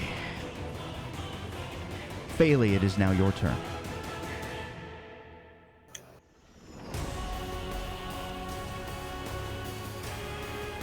And that hurt the small. Can I stack my Fury of the Small and Rage? Does that stack? What is Fury of the Small? I'm not familiar with it. That's a free thing you can do just whenever you do damage, so it's completely separate from raging. Ah, yeah. It's a goblin racial. That's pretty awesome.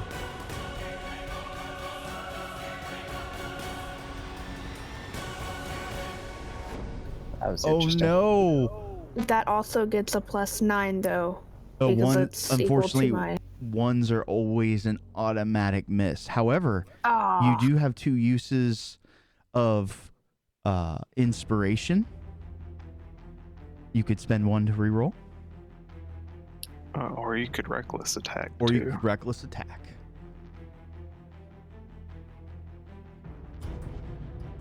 And you have a second attack anyway too. That's true. I'll use an inspiration. Okay. Much better. Let's make sure we're targeting here. Beep, boop. Sorry, Okay. I thought No- I had. Nope, no problem. I fixed it. Go ahead and roll that juicy damage. It's 12 points. Plus Plus 2 9. from rage. That's already factored in, Okay. but plus 9 from Fury of the Small. Plus 9. Oh, gotcha.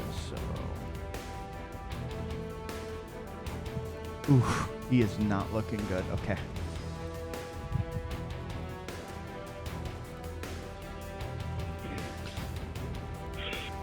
Your second attack finds purchase. As you drop this elf in front of you, daggers clatter to the floor. How dare he be taller than you?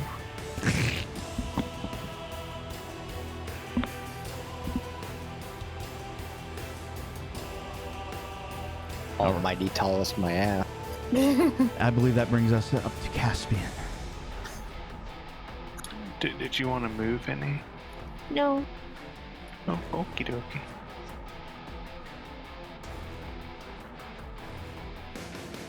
So, if I start to slink around the top up here, am I reasonably confident that I am not being stared at by Bertram? You imagine most of his focus is elsewhere. You have the pillar to your advantage. You are moving stealthily, correct?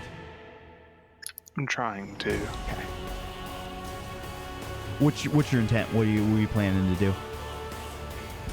Slinking around in the dark back here. As soon as I kind of get a good shot, I'm gonna finger guns, aim down sight, and cast Firebolt into the pot of oil. Nice. All right, so let's do some fun things. You point, right? You point your finger as the flame dances. Is it is it an attack spell, saving throw spell? Attack spell. Okay. It's like a ranged projectile. Make a range. Add advantage. You're looking for a DC 10. You can do it. Oh yeah, the flame dances. God. Yeah, it was close. But I mean, these things happen. Your flame dances off your finger, kind of swirls in the air. It looks like it's gonna overshoot at the last moment. It makes its final dip, whoop, right into the flaming pot. Well, the now flaming pot. Let's do some. I'm gonna make them. My hammer, no. I'm going to make them do some dexterity saves here. Bertram. And we got what? Soulmonger 1. And Assassin.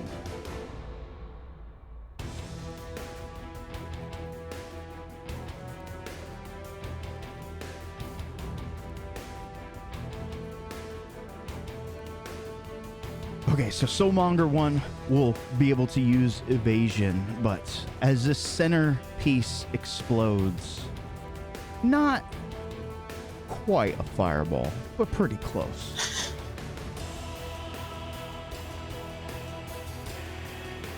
Bertram's arm just erupts with flame up his side. Man.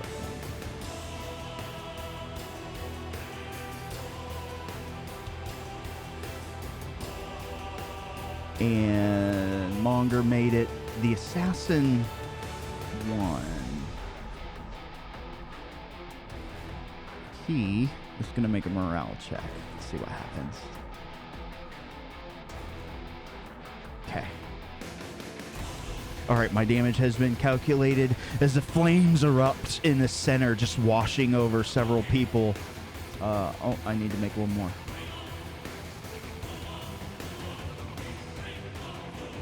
An evasion. Okay. Anything else, Caspian? You'll probably, the rest of you will just hear a low, appreciative whistle as it goes off, and then he ducks back behind. Awesome. All right. Assassin 2, he had avoided the flames. He's going to move out next to you, Kaladin. He pulls out his crossbow. As he swings it around, aims at Soulmonger 1.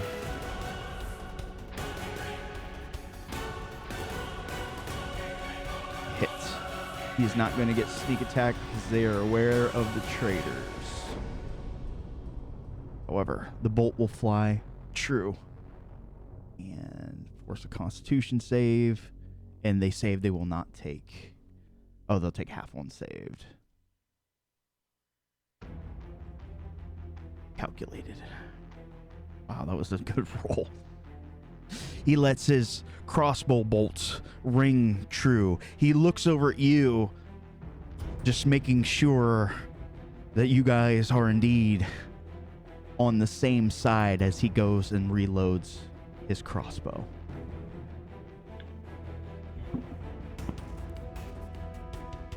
Assassin 1. He did not make his morale check.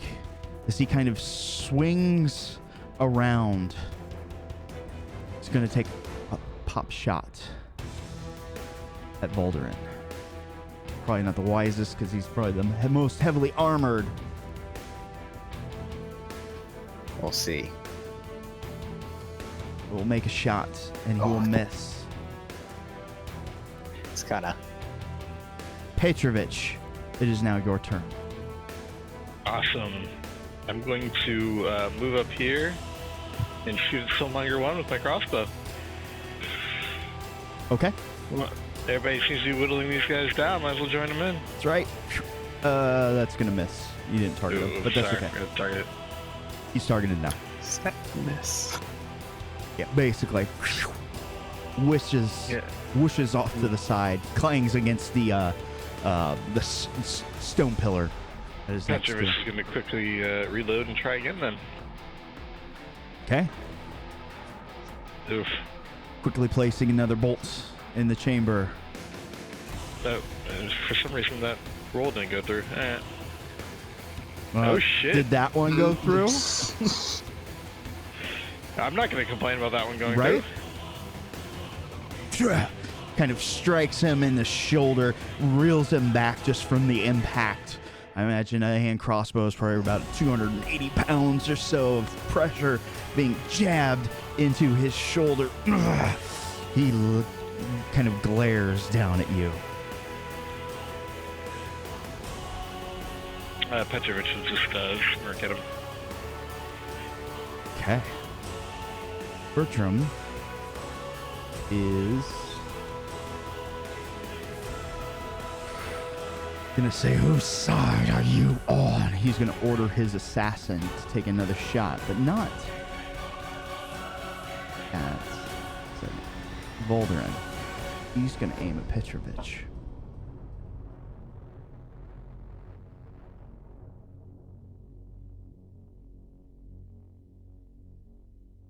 If I can find the right damn. Here we go. Crossbow bolt sings across, finding purchase. This is 5 becoming a points. pattern with you. Right? 5 points of damage. But the poison, you'll only take half. As you can feel it mixing with your blood. Okay, that was Bertram's turn. Part of his turn. Volderin. All right. Olin's going to walk forward next to the cauldron, the oil cauldron that he had thrown his hammer, and he's going to pick it up.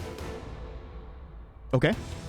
Imagine it's still bursting with, crackling with kind of lightning thunder sorts of energy, now mixed with a bit of fire dancing on its sides. It's slightly warm to the touch.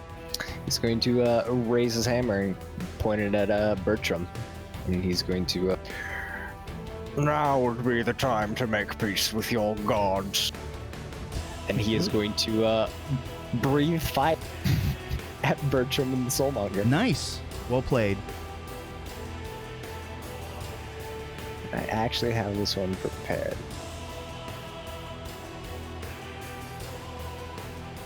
Oh. Well, they both make their deck saves. Let's see, do they... Okay, half damage. Okay. At least for Bertram. Okay. All right. As you breathe fire down, imagine, you use your weapon to kind of amplify and blow the flames off of it towards your enemies. It kind of licks at their skin and armor. All right. And then he'll follow that up with an attack from the spear. We'll do this. We'll do this all.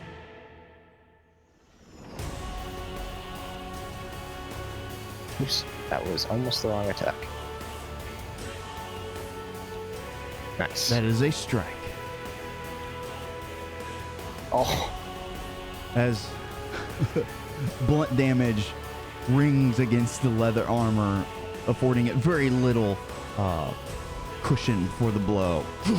You can hear kind of the sound of bone starting to break down. It is a glorious sound. Awesome. That'll be it for me. Okay. I'm going to do another legendary action. Let's see. Did pretty good. He can make them move.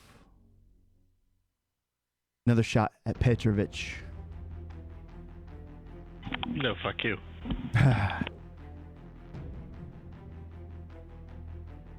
Why don't I have you targeted? It's not what I want. There we go. Another bolt streaks across. Oh, he misses. That is unfortunate. Bertram's true action now. Let's see.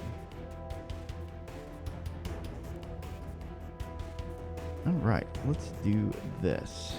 Bertram swings around, points his greatsword at you. A contest of wills. How about you, then? What will it land on? Look at it spin. What will it land on? It's gonna hit. For a moment, no, you saved. For a moment, you think about dropping your weapon and leaving to save your life. Bertram's just far too strong. No, you find that inner fire within you, the strength of your God pushing you forward. He does not like this. He will take one attack against you. He brings his greatsword down. You're moving your axe, or your axe, right? Warhammer? Can't remember. Hammer, yeah. Warhammer. Your warhammer to block the impact of this blow. Your knees kind of bend with the weight as the metal scrapes against metal. Vic, your turn. Okay. First, I'm gonna move a bit close.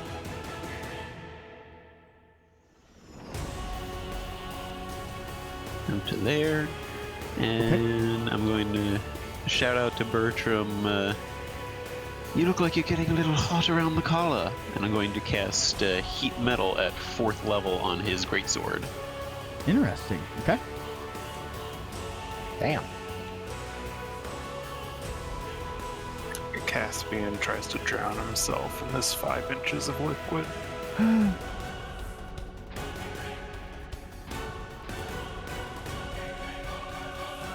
Hang on a second.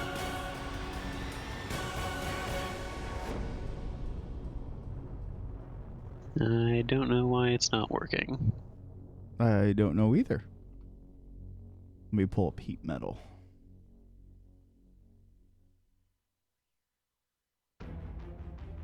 Clicking the save isn't doing anything. We can manually do it. It's not a problem. Creature must succeed on a Constitution saving throw. Okay. Yeah, it takes the damage. The save is just to see if he drops the weapon or not. So I don't know why the damage isn't going. Oh, what's the damage? We can always manually roll it. It'll be 4d8 fire damage. You can roll it if you like. Okay. And what's his DC save? Con 18. Does he have a choice to hold on to it even if he If he succeeds, he can choose to hold on to it. If he fails, he automatically drops it. Okay, so he's definitely going to use one of his. Come on. Seriously? Okay, Bertram drops his weapon. And every time I roll, it's not doing anything, and I don't know. There it goes. That went. There it goes. Okay. That was good damage. It was pretty good damage. I'll manually add that. Added. Anything else? That's all of my movement, and I don't have any bonus action things to do at the moment. Actually, you know what? I'll go ahead and give Volder an inspiration. Nice. Bardic Awesome. inspiration. Thank you. What does that do again? You D8? can roll a d8, yes. Is that for attack rolls? Or Attack damage? rolls, not for damage now. Okay. its attack rolls are like ability skills type things. Yeah. Saving throws, right? I believe saving throws as well. Let me double check that. I almost never use it. It should be. I should be a better bard for you guys. It's psychic it's- blades, man. It's I basically know. anything, for the most part. We can look it up when Maybe as it becomes D20. relevant. It's just specifically not damage. That's a That is Valor correct. Yeah. Mhm. All right. So Soulmonger's turn starts to kind of wave daggers around, building up sort of magic energy as something Valderan's become all too familiar with. But this time, the lightning chains, Oh. and it arcs to 3 others. Watch out, he's a shaman. All right. Now the damage. As electricity courses through several of your bodies. Oh. You see nothing but a smile on this elf. As he moves to the back row. Assassin 3's turn. Oh no, you don't. Takes the opportunity, firebolt. Miss. Multi-attack. Quiet. 10 points of damage. Make their save. Poison tip. Oof. Kaladin. It is now your turn. As you shrug off the effects of that nasty... Oh, you weren't hit by the lightning. No. You're about the only one. As you see the arcing energy before you, thankfully you were just out of range behind this pillar as one of the bolts strays away, strikes against one of the walls. I will look around over here and then take spur attacks against Bertram. Which I believe I was stealthed from last time. Yes.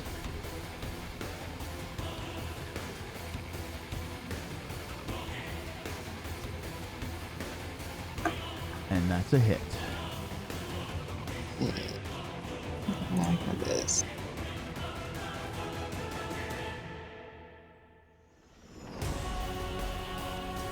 You strike true into his leg as he's contemplating picking up his greatsword, which is now heated to a very bright red. And then next attack. That one, unfortunately, will miss. A rare I'll use occurrence. inspiration. Okay. Reroll.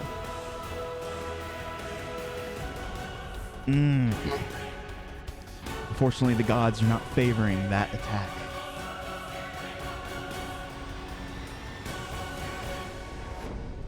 Anything else? No,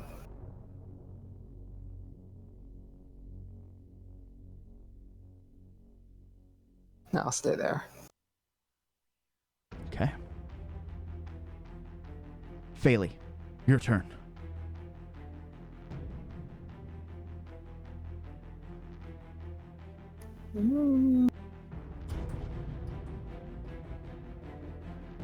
Am I able to move there, or is that in the way? You should be fine. Okay. As you kind of dance around the battlefield. Do you want to pick up a really hot greatsword? Oh my. You know, I did consider it. I mean, if you go for it, I can use my reaction to drop concentration and have it cool down. Well, that's not fun. Or I could just... You know what? I'm gonna do it. I'm gonna... I'll go ahead and scoot forward, and with my Morning Star, kind of use that to maybe try to push it out of the way, knock it away. Okay. Yeah, you're just looking to kind of scoot the weapon out of Bertram's reach. Yeah, I think that's a great use of interact with object. You swing, and you definitely have the strength to do it, especially in your rage-like state. You just sweep the floor with your Morning Star, and his weapon goes wide. Now that it's relevant, it's no, it's on fire. Scoots over. You can hear it slide down some sort of corridor. As soon as you said no, it's on fire, I knew what icon you were gonna drop. The spicy meatball. Oh God, it's a tiefling. Get him. Nah, that might be a couple sessions in. God, it's Rachado. Quick! Someone get him before he starts talking. What is he doing off the couch? Anything else, Bailey? That was your interact. You can still make attacks if you wish.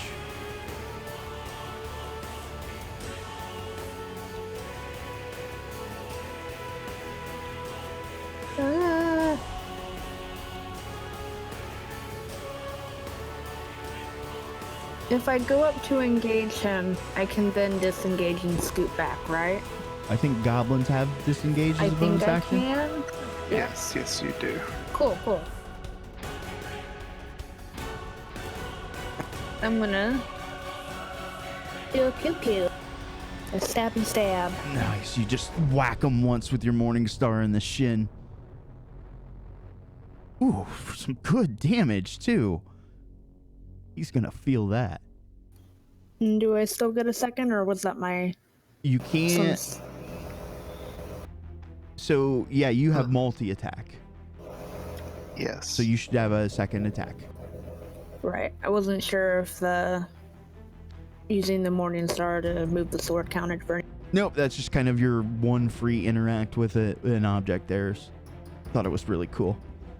You slam down almost in an identical spot. You can see kind of pockmarked holes in his shin guards as you pull back as chunks of leather and blood squirt. Nice. And then I'm gonna disengage and scoot back over here. All right, that brings us up to Caspian.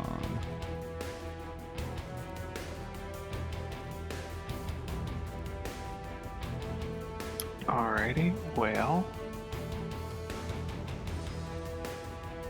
I'm gonna come up behind Vic, and I'll actually kind of like poke my head out beneath her arm, kind of sticking out from beside her, and I'll do finger guns again, and I'm gonna point at, can I reach Soulmonger? Finger guns with Soulmonger. Yeah, I think so. There's really nothing obstructing your path. Okay, so Just a floating weapon.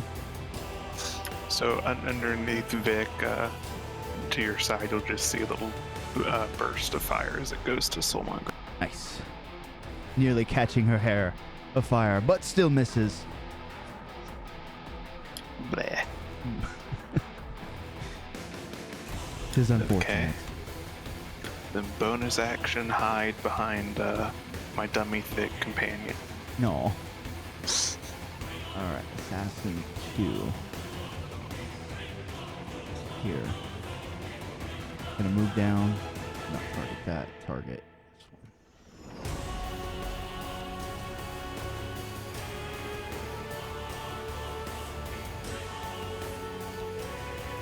Alright, another crossbow bolt. Miss. Second. Finds purchase.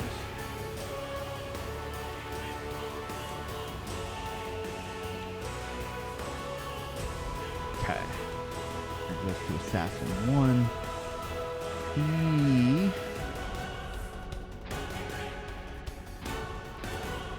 has had enough of this.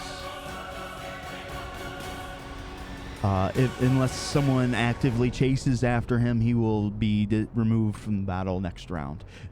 Dimitri. Still smoking from that lightning. Sorry, I got distracted. He's going to move over here and take another pot shot at Soulmonger. Okay, duly noted. Fire away. And you targeted. Oof. Unfortunately, that is a miss. Reload, try again. Okay. That Oof. one also misses. It's also missed. That was weird. It showed up as a 16 on my thing, but If only. rolled an 8. Yeah, unfortunately, this trained assassin is just dodging most of your attempts. He's much better at dodging than you are at firing, apparently. Yeah, no shit. Anything else? I don't know. I'm good. Okay. Volderin. All right. Yeah, he's a little bit. He's a little worse for wear there, so he is going to cast Mass Cure Wounds. Okay. And he's just going to, let's see.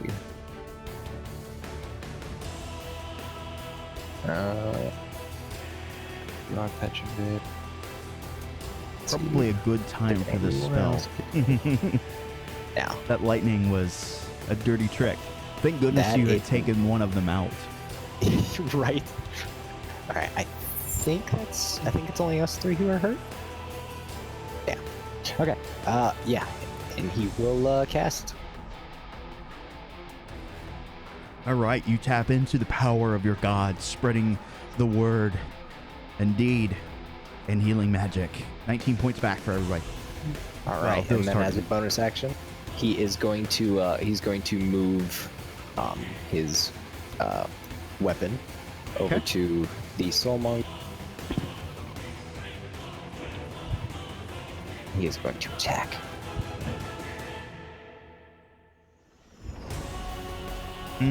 But with. Very good at dodging, unfortunately. All right, that'll be it for Voldorn. Awesome. Here's what I want you to do. Bertram's big. Bertram's strong. Bertram lost weapon. Volderin has weapon. Athletics. Okay.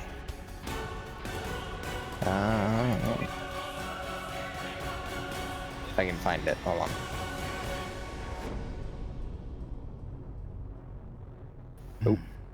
Oh no. Oh no. If I beat you by 5, he's going to rip the weapon out of your hands. Now, can he wield the weapon if it's attuned to me?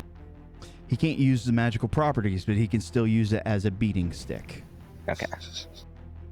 Bertram, he takes advantage. He looks like he's incredibly dumb. He's very, very intelligent. He's been moving his men the best that he can across the battlefield, ordering them to attack as appropriate. He takes full advantage of you casting your spell as he reaches for your weapon. You both struggle back and forth as he wrests it from your hands. Now, question. Okay.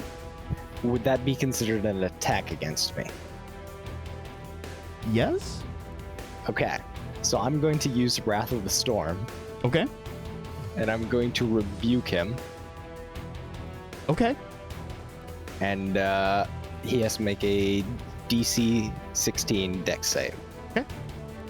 Oh, you forced it. But he saved. So Saved does on he- both. What does this? Okay, so what does the damage do? It's 2d8. We'll Save- do save me half? lightning. Yeah. So he takes half. So we'll do 2d8 lightning. Go ahead and roll it. Okay. 13. Oh, you Okay. son of a bitch. You son of a bitch. All right, I'm going to post this for everybody in our Discord here. How much? He takes half damage of 13, roughly 6.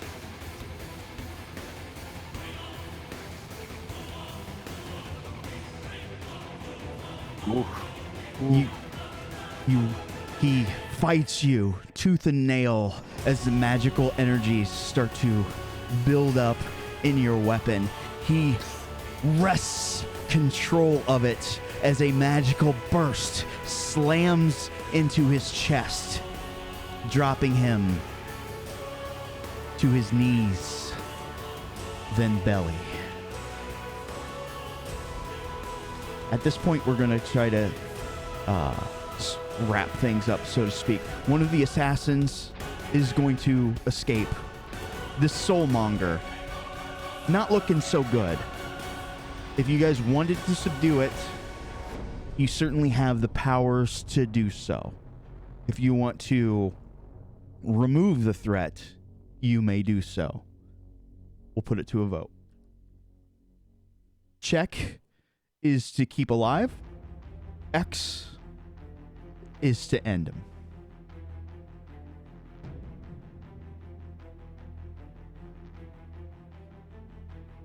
The X's have it.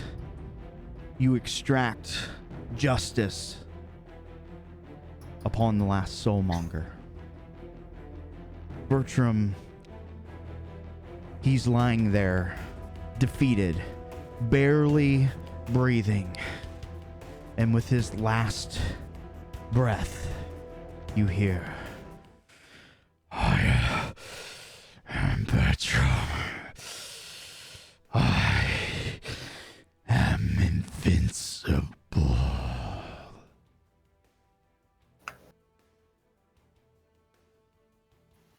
Vulneran's going to pull his hammer from the corpse and sure you are, my friend. Sure you are. I snap up his shadow as soon as he passes. Okay. Bertram, of course, has a few magical accoutrements that we'll go over here in a little bit. He is wearing his ring on his right hand.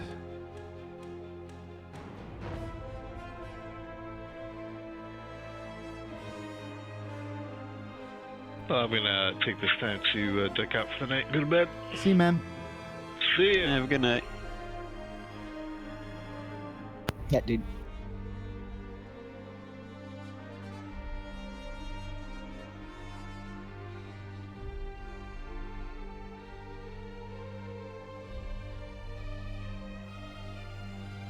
The area here, save for just the flickering of flame, is silent. The two assassins who had joined your side, at least in this battle, they ready their crossbows, but point them downwards. They stand at almost a parade rest as you hear the clack, clack, the very obvious sound of boot on stone, as Lady Perfide wraps around the corner. A slight clap.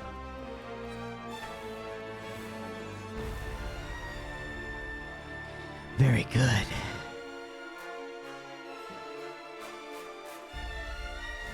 Well, hopefully we've proven to you that we can carry this task on to the end. I think the same can be said in reverse, can it not? Agreed. Was the oil your touch? I really appreciated the oil. Sometimes lack of maintenance can be quite fortuitous.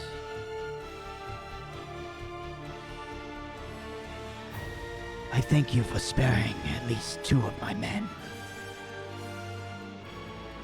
It should have been 3. I believe the other one ran off some. He will be dealt with. Did you find what you were looking for? Well, given that he had the other one, Caspian will go and try and find Bertram's signet. Okay. Oops. Okay. You can start to pry it off his kind of burly fingers. It gets stuck around the knuckle. What's your passive strength? 10 plus mod? Passive strength would be a 9. Oh, you're having a hard time removing it past that knuckle. Balder and gives him a hand. Okay. As you guys tug on the ring, you're able to remove it without removing the finger.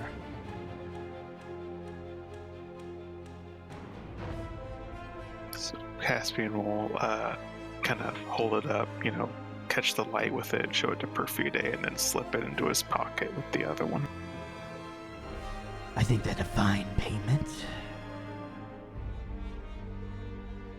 Only one left.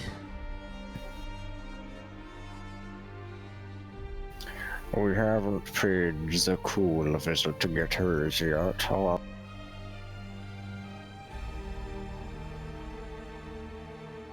I see. How can I be of assistance? Caspian will kind of look around and kind of eye Vic especially and say, do you think the professor would be more willing to hear us out if we've already dealt with the other Oculari? Potentially. I know he's no friends with any of them, it seems. However, his time is of the his condition.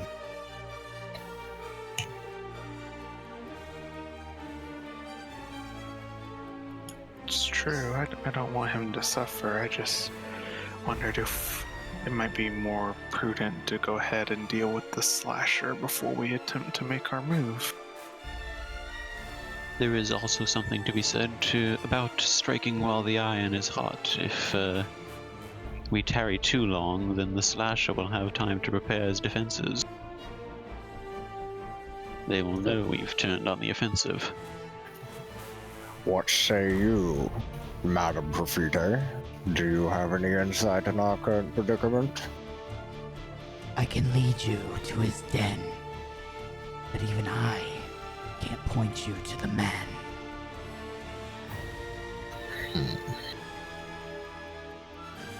A master of disguise, this one. Where you seek the fuzzy dragon. It is no mere inn. You will have to wrest him from his hidey hole. I would give you a description, but a man like that can look like anyone he wants. Vic just starts whistling nonchalantly.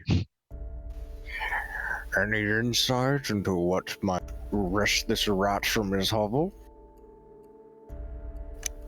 He has a certain taste. A taste for young men.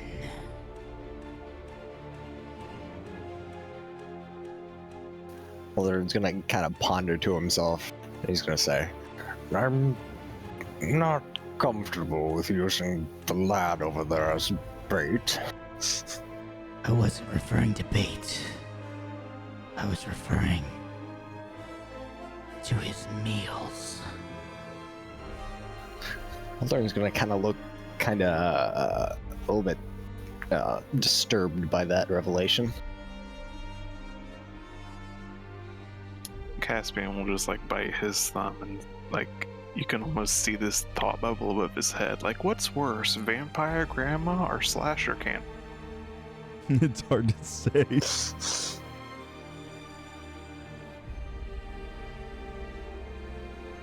Using the helm of telepathy, Vic is going to reach out to Perfide and say, forgive me if this is asking too much, but when you say feast, is that in a similar meaning to the way you were looking at our goblin friend? She will answer back. Unfortunately, mine is merely for intimidation.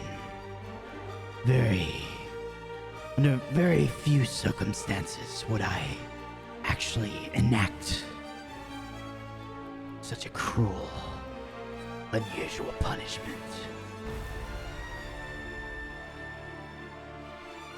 It's good to know.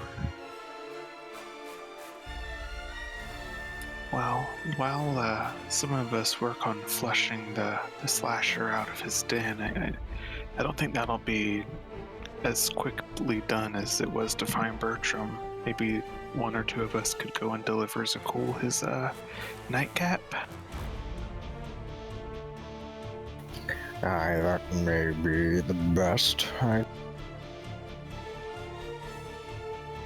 Fortunately, I'd rather not see him go on another one of fits of rage. And he kind of rubs the part of his armor that he hasn't gotten the ding fully out yet.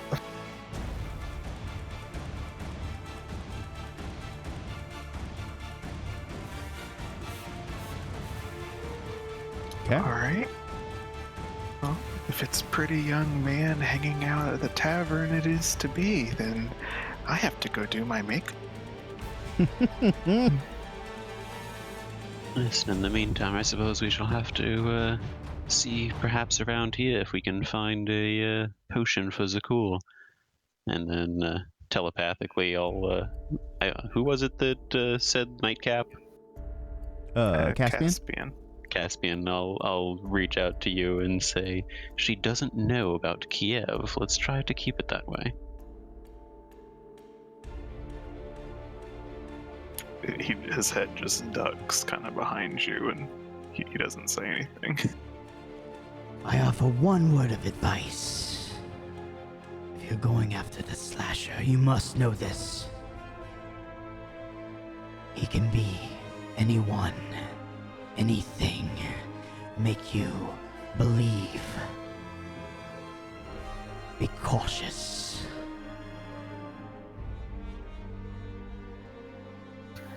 Thank you for the warning. I'll keep that in mind. I will do the best to keep the Order of the Eye off your back. Not all the men will be loyal to me. Not yet. That is something that we'll have to call out the herd. But most of us shall remain. I will remember what you have done here today.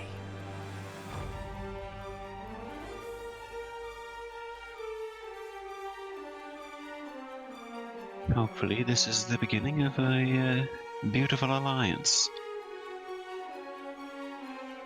The sky's the limit. Is this chamber fairly dark?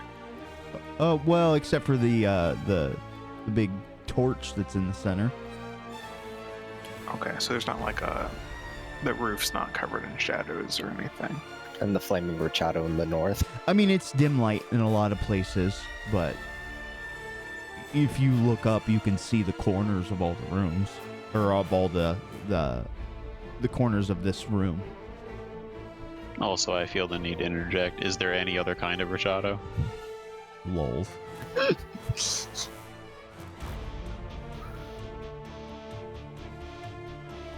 All right, so let's go over a couple of spoils of war.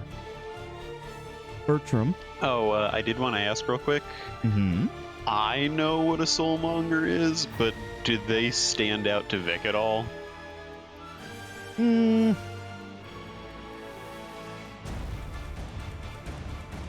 Perhaps. Either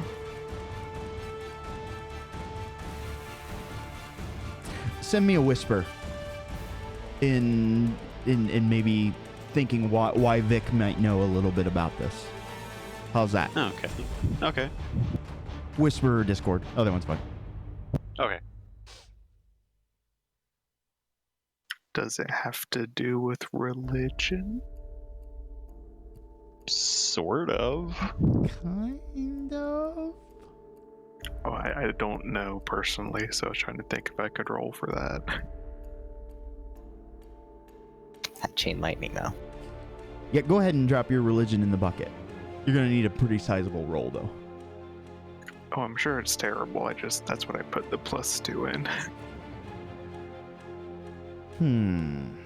Soulmonger.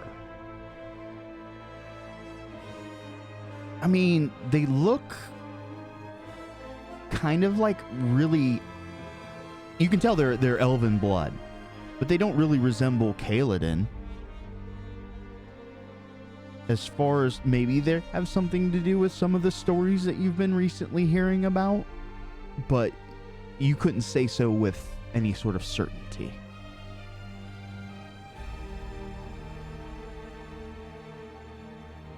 Fair enough.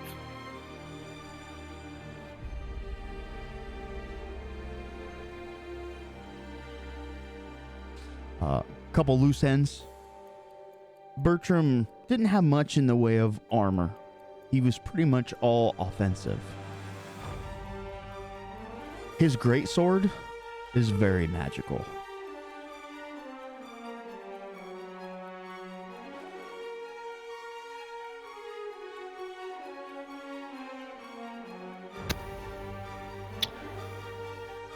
Let's see. That's cool. Cool indeed. Is it the Great Sword of Rachado? No. It is magical. You guys would have to get it appraised, but identified, I guess, would be the more appropriate term.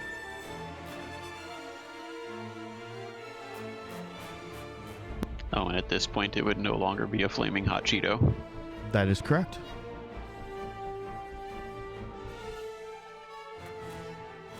All right, so the next step is divide and conquer. Some of you are going to go speak with Zakul, and the others are going to prepare to go to the Fuzzy Dragon. Yes, If we're no? discussing it at all, I would suggest the party that's not going to Zakul maybe just do like a stakeout on the Fuzzy Dragon, see who's coming and going, things like that. Okay. So my expectations were, I was thinking this might be like a more than one night affair, or is that not the case? Are you asking as a player? Or are you asking as Caspian? You asking the group? You asking the DM? Kind of just stating to the group, like that's why I proposed my suggestion that way. I figured I'd have to kind of like stake out the bar multiple nights in a row, get visible, be noticed. It makes sense. He's going to be very careful, I'm sure, especially once word gets around that Bertram is dead. Although perhaps Vic can help with that. The DM's going to propose this.